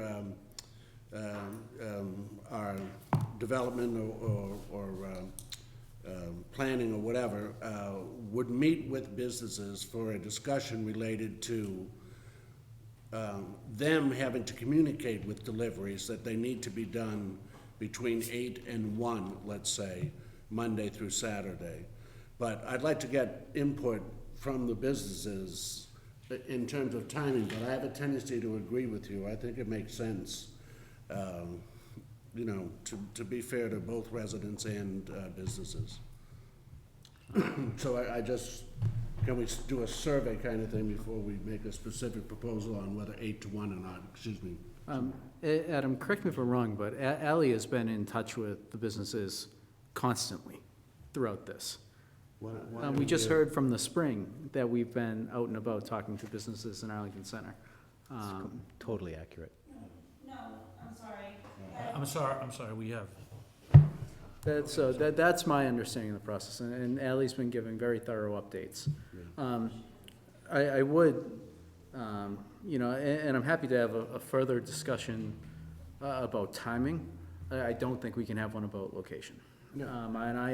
And I would say that, what we heard tonight is that from 3 to 5, the removal of 2 parking spots in the center is going to cause, extreme detriment to this one business. I certainly hope that's not the case. I think the whole purpose of this, of all of the strategies we've implemented, has been to create a more business-friendly environment, and I'm really certain that we are on the path to doing so, and we already have done so. So I would, I'm the removal of these 2 spots. There are many other spots. I don't think that it's worth revisiting. I just don't at this point. I'm very happy with the recommendation. So, and I'd like to respond to that. I want to say in full disclosure, that I have two daughters. One was a former student at Alton Street Dance, and the other was a student at Jean Chuan for a number of years. Actually, I barely ever used those spots because, frankly, they're not designated for the specific business. The feedback that I've gotten is that actually, from talking to other parents and from personal observation, is that the parking situation has actually gotten better for drop-off and pickup with the 15-minute free button on the meters. And that's from personal experience and having to go through that in that area. And I will also say that I've observed, because I've had a kid sitting there, sometimes I don't do the quick drop-off and pick up. I would wait for the 45 minutes of the hour for the lesson to be done. I've observed the problems with the loading where it shouldn't be happening. So this is a real issue there. I'm willing to discuss the time restrictions, but I think that some of the biggest offenders here are actually coming in around 5 o'clock in the afternoon. And if we could impact that would be great. I'm not 100% sure. That's beyond this I know. request. If they're the biggest offenders, this is Yeah, 8 to 5. yeah. That's after 5. Mr. I Curro. just wanted to respond to Steve. I wasn't implying they didn't talk to businesses. I'd like businesses to specifically be asked the question about when they take deliveries, and could something like a limit has to be done before 1 work? That's all. Yeah, Adam, what was the conversation that we had with Starbucks initially when we were looking at a different location? Because they had a really high, they basically I have zero control over when their deliveries come in, if I remember correctly. Yeah, that was definitely, your recollection is correct about Starbucks. They're a more corporate tenant, than some of the ones we're dealing with on this side of the plaza. So I think what this recommendation is trying to add certainty to something where there's a lot of uncertainty. And I think that this is a good policy to rectify that. Mr. Dunn? So I definitely, I think we all know, but I'll just, especially for the sake of the people who are here for this specific discussion, we see the tension for a contest for a limited resource. And the limited resource is the space in town. And we particularly see friction when there is adjacent residential and commercial.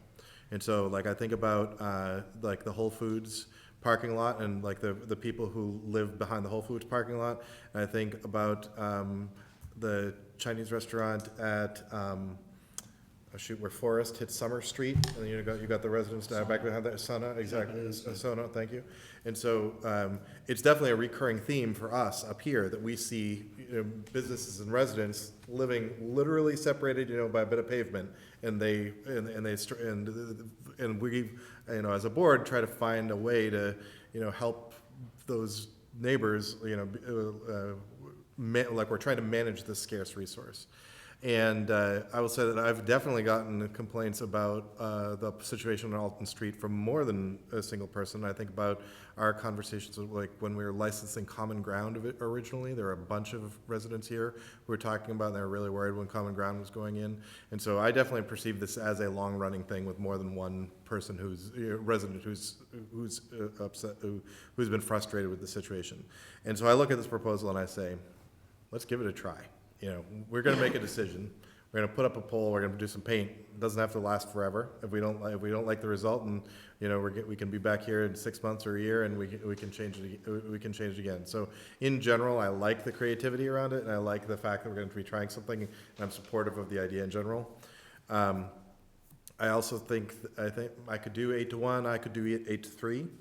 I could do 8 to 5. I would also say that I would hope that the manager would consider adding the strict enforcement at the same time and seeing if we can't act, because some of these, clearly we're having problems with some of these businesses who can't control their vendors. We can give them a little bit of an assistance. So that's where I am. I have a question for the manager. I mean, we have the 28 documented complaints over this period of time, what was the distribution of time of day, roughly? You know, I didn't do a distribution analysis, but my loose sense it was pretty well spread out. It was pretty well spread out. Okay. Ms. So, Mahan? Oh, okay. no, please. I have a question, because I've only heard one. With the exception of Starbucks, that seems to need a closer to 4 or 5 p.m. delivery, who is closer to Medford Street? Is there any other business? My thing is, I think it's just first blush, really asinine to, and I apologize if that's a disrespectful term to anybody, 8 to 5, totally for delivery, loading trucks to be there. I've worked in Arlington, and I can tell you in terms of a small business, because that's what all the businesses are in the center, who choose not to, or tell their vendors, you can send the big, huge truck in, I'm not gonna use the driveway in the back, but use the big trucks to designate 8 AM to 5 PM just for those trucks. I will guarantee you, if you did some sort of survey of how many trucks came in, that were closing off that area from 8 AM to 5 PM, and I'm only hearing Starbucks wants the later delivery. Starbucks doesn't park down there. They park on Medford Street. So it's not Starbucks? Okay, then I misheard, I apologize. My thing is 8 AM to 5 PM. I'm just, what my motion would be, which I'm not gonna put it forward, well, what my motion would be to ask the town manager by our next meeting, which is 2 weeks out, unless something else comes out that's a little bit further, to re-examine designating those particular spaces from 8 AM to 5 PM solely for large truck deliveries. What I would like to do from hearing from the testimony is, at the very least, make it 8 AM to 3 PM, which I still think is exorbitant. So, or if the town manager can give me some help on that in terms of, So, may I, Mr. Chair? Yeah, Mr. Chair. It sounds like there's multiple board members who would be interested in hearing a little more firmly what the businesses that are received deliveries from this area would be willing to commit to in terms of controlling the times of delivery, whether or not they'd even be able to control the times of delivery before we make a designation. The next meeting's actually a week from today, on November 6th. I mean, if the board is so inclined for us to come back with a little bit more of a refined proposal a week from today, I would be fine to do that. There is a potential that we will be deferring the business. We have very little. Very, Yeah. very little business. We may combine the two meetings onto the 20th. Yeah. so it could be 3 weeks. Yeah. Which will give the manager and the planning department more time. If I mean, from the point of view of, I think one of the board members just said this, we're trying to solve problems, not cause problems. You know, I know this, it may seem to some like we're focusing on one or just a few tenants, but that's really not the case. We're trying to find a way, as I think Mr. Dunn said, to balance this residential and commercial need and the realities of the impacts of having residential properties abut commercial properties. So I'm not trying to force the board to adopt something it's not comfortable with based on the testimony it's heard tonight. Okay, so do we have a motion? My motion would be to refer to the manager to report back after speaking with the business owner or owners who are here tonight, as well as others, to come back to see if we can modify the 8 AM to 5 PM to a lesser restrictive amount of time. I'll second, and I'll do so adding that it seems like a lot of our surrounding communities have even further times than 8 to 5. Okay, a motion is made by Ms. Mahan and seconded by Mr. Byrne to refer to the town manager to engage in some further discussions, I guess, with neighboring businesses to determine the feasibility of an, was that an 8 to 3? An 8 to 3? 8 to 3 is. An 8 to 3 timeframe, and seconded by Mr. Byrne. Is there any further comment? Okay, very good. Hearing none, all those in favor? Aye. Aye. Aye. All opposed? Okay, it's unanimous. Just to recap then, we have not made any decision yet on this, although hearing the discussion of the board, where the board seems to stand right now is that there is general agreement that the location is not an issue for this, but we'd like to examine the time frame. I think I'm encapsulating, representing the discussion properly? Okay, thank you very much. And thank you, everyone, for your Thank you. testimony. Okay, moving on. We've got discussion and approval, Regional Bike Share Program Memorandum of Agreement and RFP from the Metropolitan Area Planning Council. Mr. Chapdelaine and, yes, Mr. Byrne first. But before we get going on this, I just want to state that in going with a past practice of myself and my colleagues on the board to be overly cautious for any conflicts, I will be excusing myself from this conversation. For my professional career, I represent a dockless bike sharing company, and I just do not want any appearance of a conflict, so I will be stepping out, and please get me when it's over. Thank you. Thank you.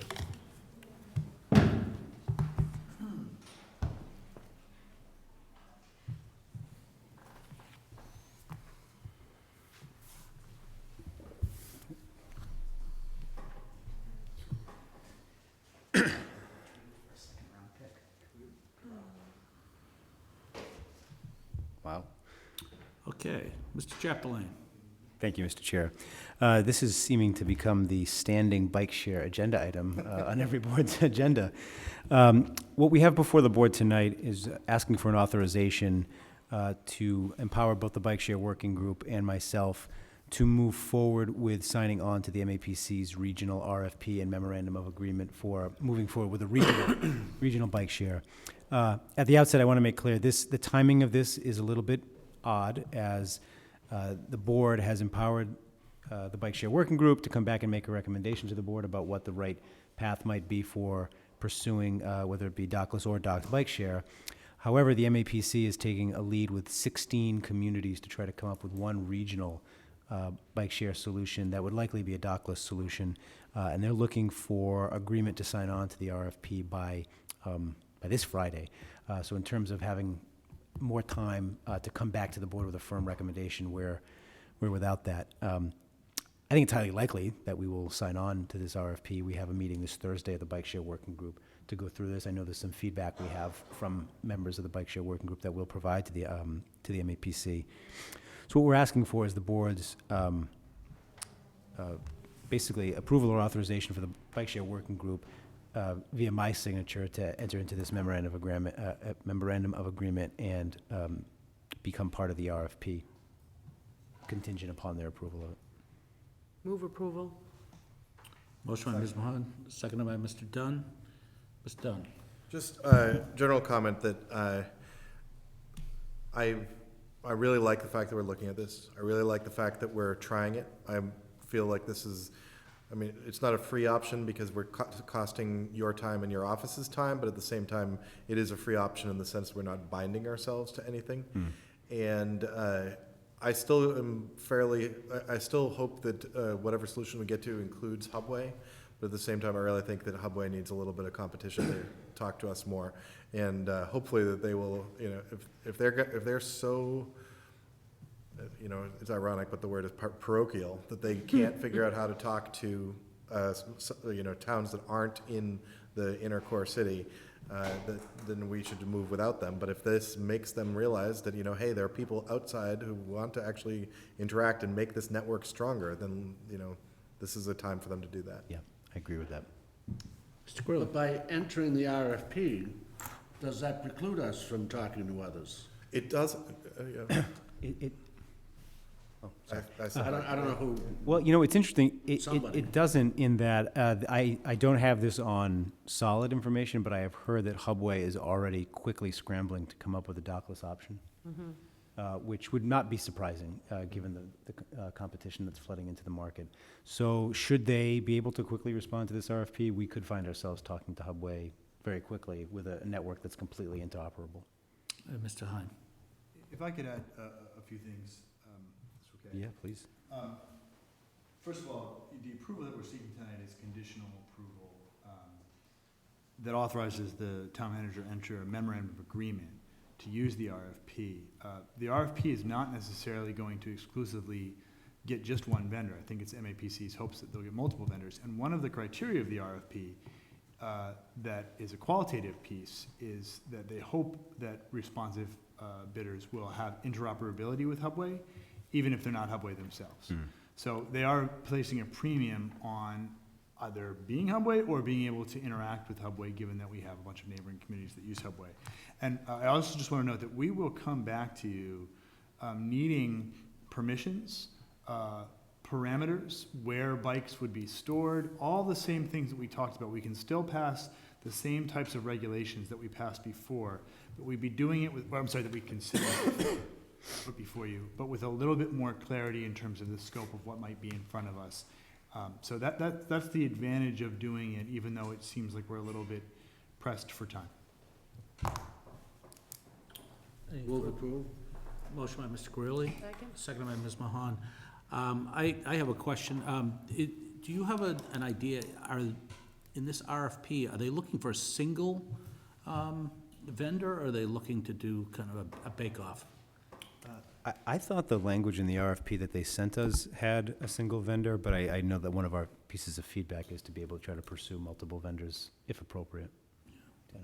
Yeah, my understanding, Mr. Chairman, is that they are looking for multiple, that they're okay with multiple responsive vendors as a possibility. But it would all be under that one RFP, so that there would be consistency throughout each one of these communities. I think that's one of the things they're trying to strive for the most, is that even if there's multiple vendors who ultimately are deemed responsive and are contracted with, all those vendors are guaranteeing a certain amount of, not a certain amount, a regional accessibility and use of their bikes. Yeah, I was just asking. I was down in Washington DC a couple weeks ago on business, and one of the other people at the conference with me is a local biking advocate, and she was telling me how DC had just introduced kind of a bake-off. They've been long been leaders in docked bikes, docked bike system, but they brought in 4 or 5 vendors now that are running side by side so that they can test the feasibility of it. And they're doing 2 things. They're testing dockless, but they're also testing the satisfaction of multiple vendors at once. Okay, we have a motion on the floor by, motion approved by Mr. Greeley, second by Ms. Mahan. Any further discussion? Okay, all those in favor? Aye. All opposed? Okay. Yeah, Steve, Get Mr. Byrne back. baby got back. Did you want to speak on this? No, we were just interested in hearing about the bike. Okay. As a biker, I was just curious what you were going to come up with, and as I commute into MIT every day, was just interested in what systems you were looking at. How'd we do? It sounds like it's an ongoing discussion. Thank you. Thanks for coming. Last 2 soldiers left right there. Excuse me.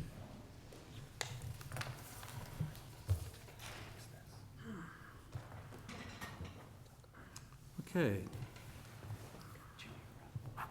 Last item on the agenda is discussion of Town Night 2017. Mr. Greeley. Thank you, Mr. Chairman. As you remember or don't, I've been the liaison to the Town Day committee this year and trying to help in any small way that I could. But we really, this is a topic of discussion to bring up tonight, get your feedback on, and then see where we go from here. But we may recommend that we do away with Town Night. It has gone from a fireworks display to almost a carnival situation. Nothing wrong with that. But there's so much work that has to go into the town day itself that we're stressing police, fire, public works, not to mention our own staff. For example, this year, we, the Board of Selectmen, through the budgeting of Town Day, spent all of the money we raised for Town Day on Town Night. We raised about $21,000 in contributions, and we spent about $20,000 on Town Night. So let me pass this out, something I asked Marie and them to put together for us. So, first of all, there's an issue of who's in charge. For example, this year, whether to call it off or not. Are we, the Board of Selectmen, in charge of Town Night as we are in charge of Town Day? I'm not sure, and certainly if Marie wants to add anything to this, I'd love to hear it, but we have approximately 3,000 people now who are coming down to the field on Town Night, and about 1,000 are kids with shaving cream. It really is a big mess. It's not 1,000 kids, obviously. But we can't bring enough police or hire enough police to corral 3,000, people. And so, but, now it's become train rides and donkey rides and a dog show and music and the Rotary, which, as you know, I'm a part of. It's a fundraiser for us to give money to the Boys and Girls Club. But with the Rotary, we estimate we spend about $600 to buy the food and stuff. And that's about how much we give to the Boys and Girls Club as well from that night. So I can tell you from the Rotary point of view, they would support not necessarily having this town night. But I'd just like to, it's just grown so much.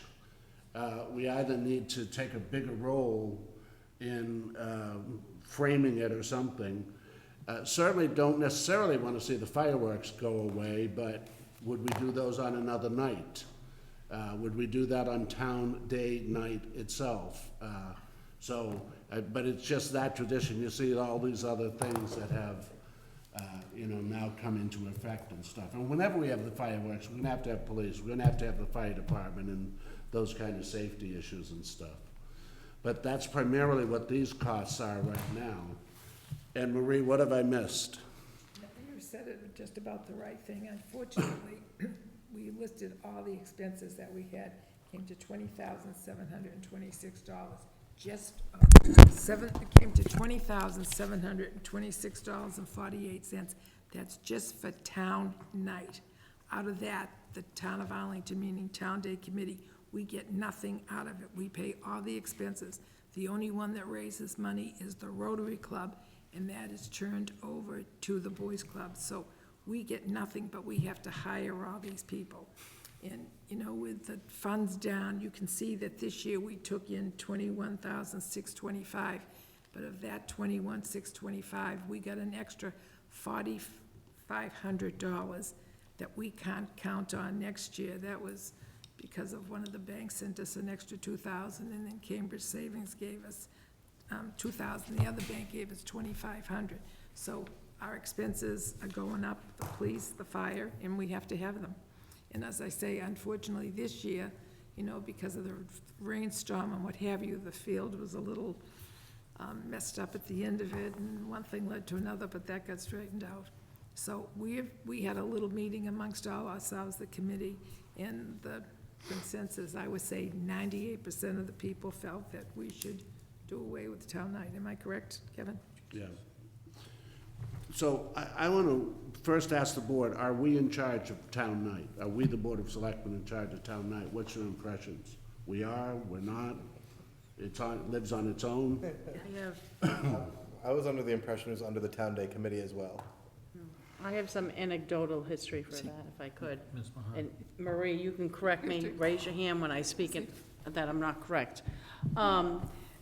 When Town Day started, the first initial Town Day, per se, was Uncle Sam Memorial, that my mother-in-law and Dave McKenna and Susanna Forrest Casillo and others that were involved with, and it was in October. And at the same time, my mother-in-law, Ruth Mahan, also had what is now Saturday Town Day up at the rink, which is now the Ed Burns Arena. So after we went through the October Uncle Sam Memorial, and up with people, and there was a big, how do you do, dress up in medieval times or Civil War times down in the town hall. After that year, people said, well, let's combine that. So then Town Day was created, and it was in September. It was totally funded by the town.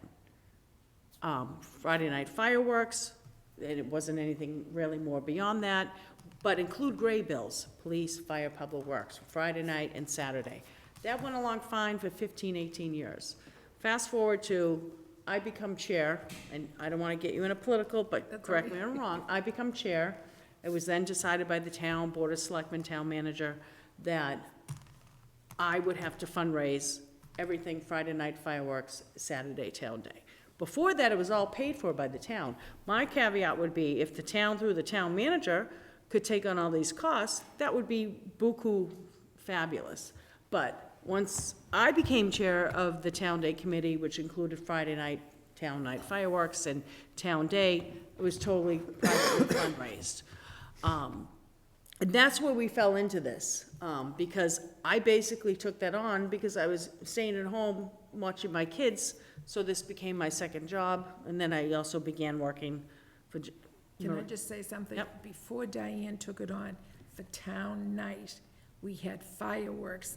That's all we ever had was fireworks down at the pond. So that was the expense in the town of Arlington, meaning the town's funds paid for it. We had nothing on the field, and except I spray the shaving cream that went on 35 years ago. And that went on It's forever. still going. So now it's evolved into this, in terms of sort of what I inherited when I took over that town night, town day weekend, had to be totally 100% fundraised for. I know the town manager, when we discussed our goals meeting, talked about perhaps the town side picking up the cost, as well as the issue of the shaving cream night, which totally decimates the field that's out there, which is now an added cost to what this town day committee, because I'm no longer chair of it. It's basically the selectman's office, another activity that they've had to take on, which isn't just, prepping for that weekend. It's, 6 months starting work in in May and everything else. So I just want to give the history of how we got to where we are with such a cumbersome event. I would agree with Kevin in terms of, to me, the most important thing, if we could get the town, and I'm not being sarcastic or critical, if we can get the town to pay for all this, but I don't see that we can. To me, the most penultimate event is Town Day, which is Saturday.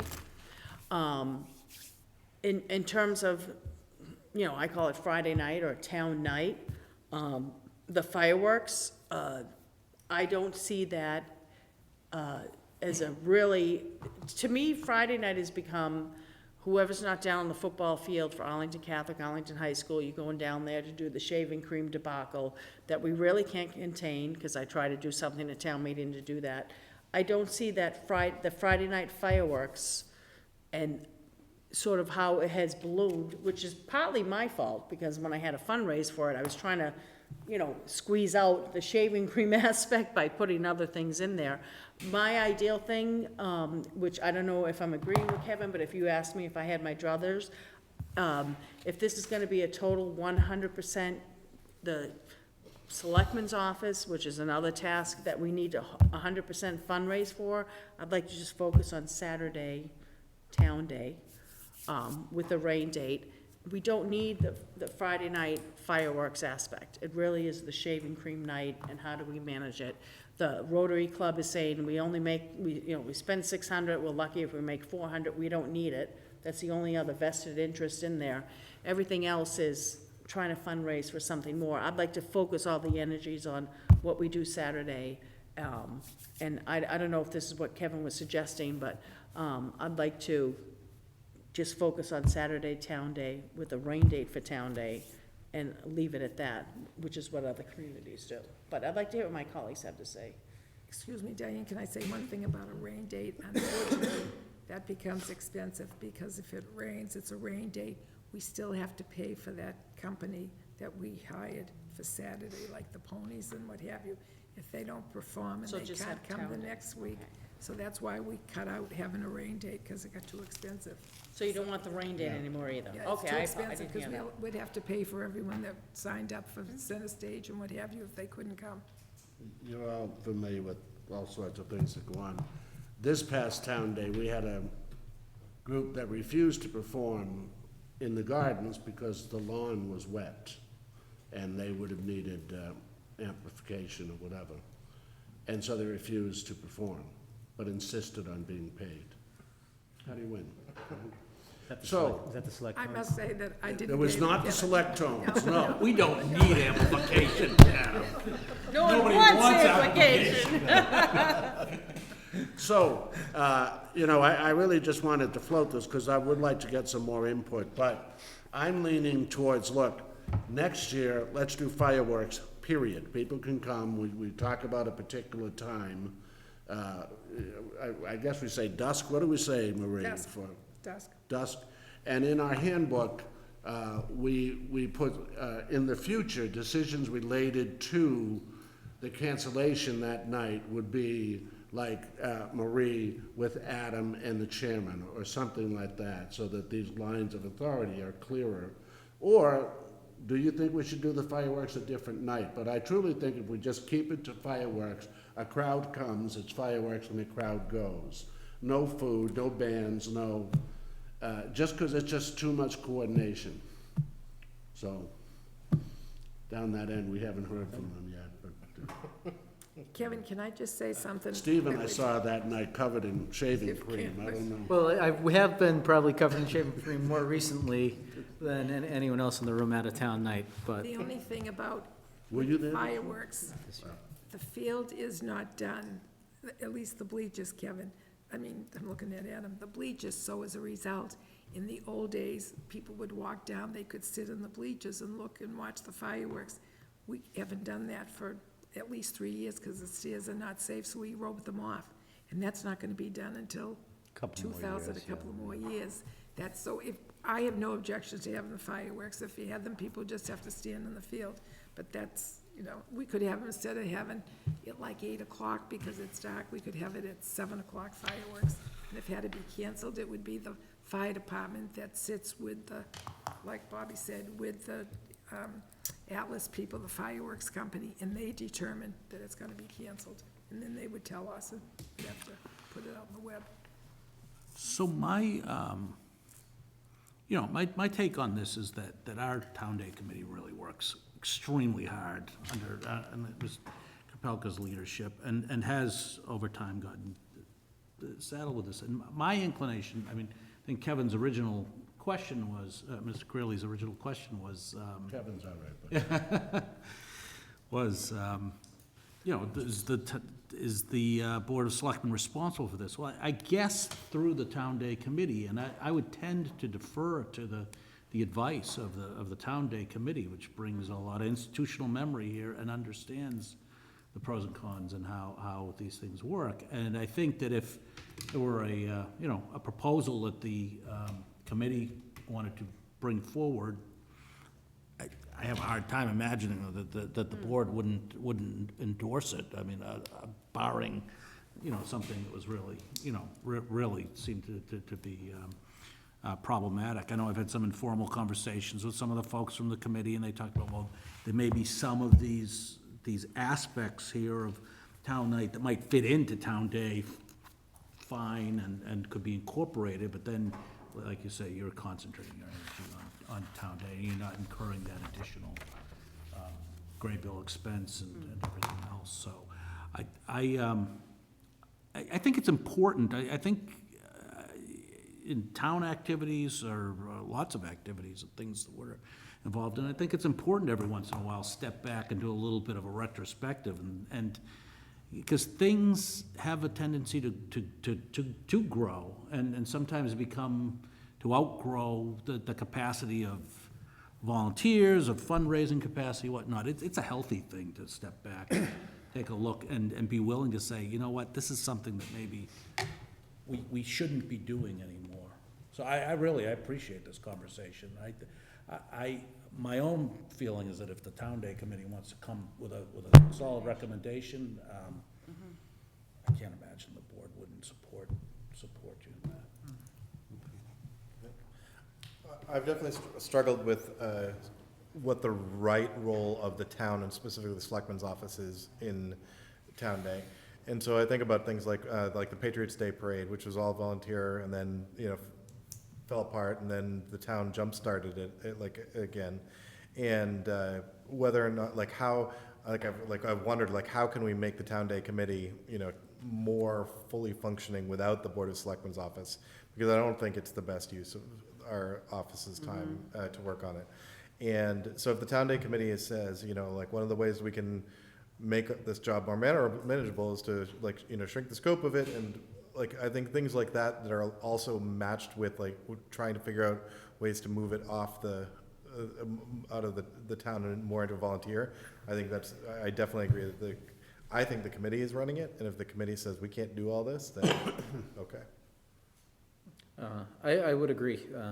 I think one line item under town night expenses that's missing is the hours of selectmen staff that goes into it. And I think obviously everyone in town's deeply appreciative of it. And I agree with Joe that, stepping back and taking a look at it is a good thing. I think it's also important to consider the magnitude of what we're taking away. There's a reason town night's incredibly popular in town, and it's because it's a great opportunity for the community to come together, and I think one that everyone has obviously enjoyed quite a bit. And in some aspects, it would be sad to see it go, but I would of course, I understand taking the scope in and, readjusting into a more manageable place. I would also, look to groups such as the Chamber of Commerce to see, what their bandwidth might be to kind of play the role that the Selectman's office currently does. I think that's probably, just one idea to throw out there. But I agree seeing, the staff in the Selectman's office labor through town night and town day is really not fair of the expectations that the board sets for them, and that's really not in any job description I've seen, and I think they've done a tremendous job, and they have far exceeded anyone's expectations and turned it into just a massive performance, and I think that's a real test of gratitude to Marie, Fran, Marianne, and Ashley. So thank you. Thank you. I think that if we eliminated town night for the coming forward on 2018 to see what it's like, it is a tremendous amount of work, as you know, for our office and the girls, okay? And we have wonderful staff and nobody complains. But if we eliminated Friday night, that would take a lot of pressure off, because we gotta get all this entertainment, we gotta get checks, we gotta go buy all the gifts. You have no idea the hours that are spent on doing town day and town night. Whereas town day, if we could concentrate, and as we all know that the beer garden was a wonderful success, so next year we're trying to move it to a little larger location, but at the same time, we talked to Joe, and we're trying to think if we could get the dog show that people liked and find a place that we could have that. So we might have some of the things, but at least it would be one day, so you wouldn't be killing yourself all day Friday and getting Saturday and the whole thing. So, I mean, just to, to try it with the expenses, and I can understand that we're not getting donations because you got Arlington Alive performance, you got all these different culture centers asking for donations, and my feeling is, how often can you keep going to these people and ask? So that's my, I appreciate your support, but as I say, I think we should try it for this year and see what happens. I'd like to make a motion that we request from our Selectman representative to the Town Day Committee, Mr. Greeley, to meet with the Town Day Committee and come back with any recommendation or recommendations that they may have concerning the Friday night activities, whether they continue, not continue, or continue a different way, also incorporating Mr. Burns' suggestion whether the Chamber of Commerce or others might be interested in sort of taking on the Ballywick of Friday night, as well as ask Mr. Greeley as our liaison to consult with our town manager concerning, I know there had been talk previously when we had our mission and goals meetings about perhaps some of the costs of town day, whether it's Friday night or whether it's Saturday, what those monies that would be available, and if I'm speaking out of turn. We put funding in this year's budget for the first time at the board's request. Yeah, I was gonna bring that up. Oh, You so have help. They if you did, want, yeah, they did submit, we did have $5,000 thank you. from the, So if, inclusive with that, if Mr. Greeley, in consultation with the Town Day Committee, could also just speak with the town manager and reaffirm if that's going to continue and/or at the same amount. So my motion would be to request that Mr. Greeley, as our liaison to the Town Day Committee, gather that information and come back with recommendations from the Town Day Committee and the town manager. Motion by Ms. Mahan, we have a second? Second, but I wonder, Mrs. Mahan, if you'd consider phrasing it a little bit differently, which is that I feel like that one of the ways, one of the things that phrasing does is it gives it, we're asking them to come back for us to approve. And I almost would rather give them the license right now and say, and ask Mr. Greeley to come back, or, you know, tell us what the decisions were. And if we really hate them, we'll let him know. But I don't want him to feel, I don't want the Town Day Committee to feel like they need to come back to us for approval. I want to. How would I better phrase that? That we ask Mr. Greeley to. We say, that we endorse the work of the Town Day Committee, and we respect the choices that they're gonna make, and we look forward to future updates. So my motion would be to request that Mr. Greeley, as our liaison, to ask the. It's just not, we're not even asking them to do anything, we're asking them to keep on. Tell us what to do. We're asking them to Work keep with the on. Town Day Committee. Okay, whatever that tell us what to do phrase, verbiage should be, which should be better than that. Okay, that's fine. And I'd like to thank Mr. Greeley for doing just a terrific job as a liaison to this committee. You know, whenever I get to see you in action as a liaison, it really blows me away, and I've learned quite a bit from your tutelage, sir. Is this the first time since you've been? That you've seen me? That I can recall. As a liaison, no. Okay. So a couple of points I'd like to make. Know this, the committee, as of our last meeting, would send me back to you to say, do away with town night, just based on, you know, human effort. You know, the point about can we get someone else to pick this up, I want to issue that challenge out to the public. If there is a large sponsor, if there is an organization that wants a real challenge and would be interested in picking up the responsibility for town night, period, please get in touch with us. Yep. If there's those who would like to serve on a committee, about, I don't know, a year and a half or so ago when I started, I made about, all right, I'm gonna guess 10 phone calls to see if I could get one person to head up fundraising for Town Day. One businessman, one, you remember that call, Stephen, don't you? That, 10 years ago, no, I was still in college. no, I but don't think I could have helped. I couldn't get that, you know, I mean, right now, basically Marie and the staff, they're asking people for the money, and we're getting the same, you know, Cambridge Savings Bank this year gave us 10,000, last year they gave us 8,000. So we are getting, you know, similar sponsors, but the request for the donated dollar is expanding exponentially. Feast of the East, you know, all the other. Arlington Alive. What about the chamber right now is asking to help with contributions to light up more of the center over the holidays. So it's, if there's somebody willing to help us and join, if there's a private organization, if there's a public organization that would like to take this over, I honestly believe that's our only way to save it. But we'll take this back to the committee, we'll talk with them about it, and I'll be back at you. And I would add that my recommendation was not just for fundraising. It was to, you know, log man hours or woman hours and, you know, put effort in. No, I'm Yeah. just using one example, Steve. No, I agree. Get a business person to approach other business people about making contributions. And most, quite honestly, who have contributed for almost the 40 years of Town Day, but they're just giving less and less and less because they're giving some. So many other each, Yeah. yep. All right, thank you, Mr. Chairman. So we have a motion on the floor, seconded by Ms. Mahan, seconded by Mr. Dunn. All those in favor? Aye. Aye. All opposed? Okay, thank you. And thank you, Ms.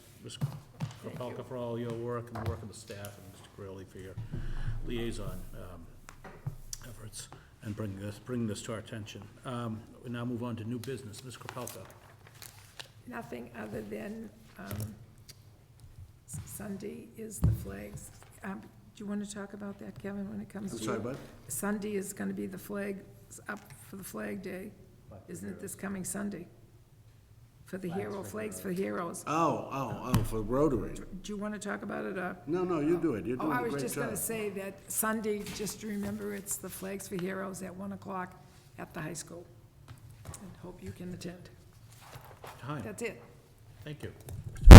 I just have one brief thing. I was able to attend the annual Association of Town Finance Committee meeting 2 Saturdays ago, or not this past Saturday, Saturday before. And I just want to take the opportunity, I was on a panel with Al Toski, and just take the opportunity to note how terrific our Finance Committee is, how terrific Al is, and also, really importantly, how terrific this board, the school committee, and the manager are in relation to their Finance Committee. Because one of the things that I heard from, and the people had the most questions about, was how do we manage conflicts between our Finance Committee and the Board of Selectmen or the school committee? What do I do if my school committee won't provide me public records that I'm asking for? And we don't have those problems for the most part. We have an amazing Finance Committee, but we also have an amazing set of elected and appointed officials who want to work proactively with their Finance Committee, and it made me feel very lucky to work here. Thank you. Thank you, Mr. Hyam. Wow. Chapel. Wow. A few quick pieces. First, I wanted to thank the crews from DPW, police, and fire who were working throughout the night last night.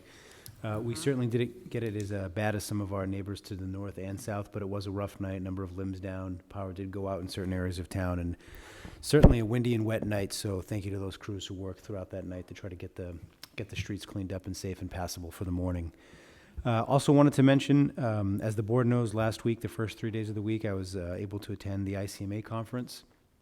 That's the International City and County Management Association Conference, and just wanted to quickly say it was really a great conference in terms of the material presented at the conference. There were overarching themes of diversity, inclusion, and ways to try to find, a call to find ways to try to close gaps that exist in all of our communities based on socioeconomic divides that have grown over the years. So I thought it was a really great conference, and I felt fortunate to be there. Also wanted to let the board know that last week, HMFH Architects were selected as the architect for the high school project, subject to successful fee negotiation. So hopefully within the next week or so, we'll be able to finalize that, and then that will really enable us, as I believe Ms. Mahan asked at the last meeting, to come back before this board and give a more thorough report out on what the plan will be going forward, working through a feasibility study with both HMFH and Skanska, the OPM, now on board. Thank you.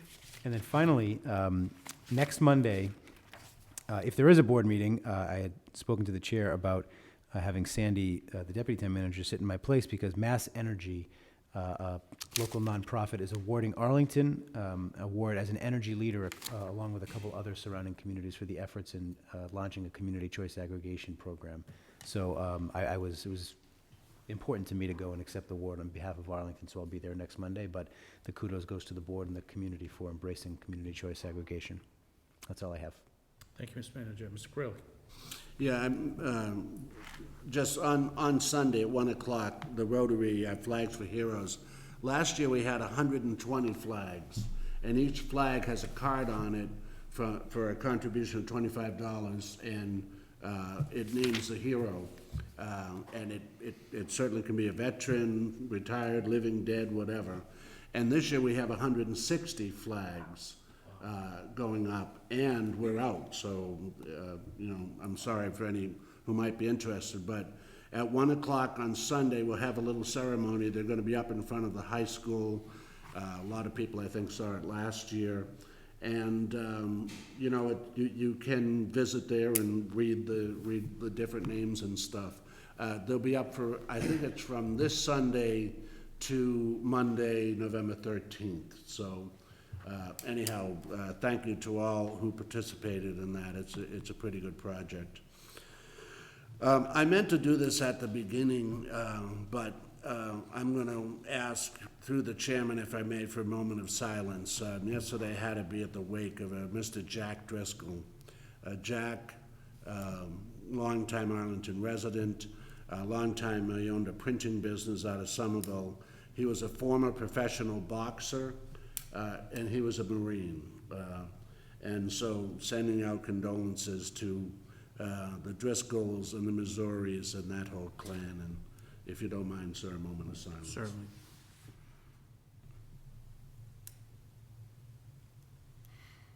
May God have mercy on his soul.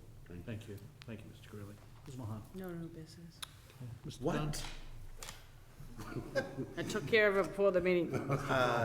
This morning was the Long Range Planning Committee meeting. Mr. Curro, Adam, Rich Viscay, Dean Carmen, and many, many more were there. It was, I'd say, relatively uneventful. We talked about such items as the startup costs and the annual cost for Gibbs, because they're like bringing Gibbs online next year is going to add like 1.2 million to their school budget, which we're putting in like in excess of their usual percentage increase.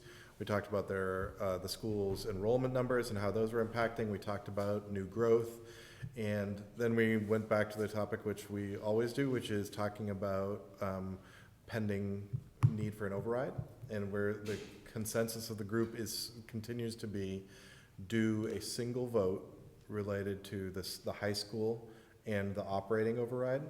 And it really, so that timing is going to be driven a lot by, of course, we are the only body that can do that. So, but the advice of the Long Range Planning Committee to the Board of Selectmen is going to be, let's do only one vote and let's do it at the same time, which means it's going to be driven by the high school timeline.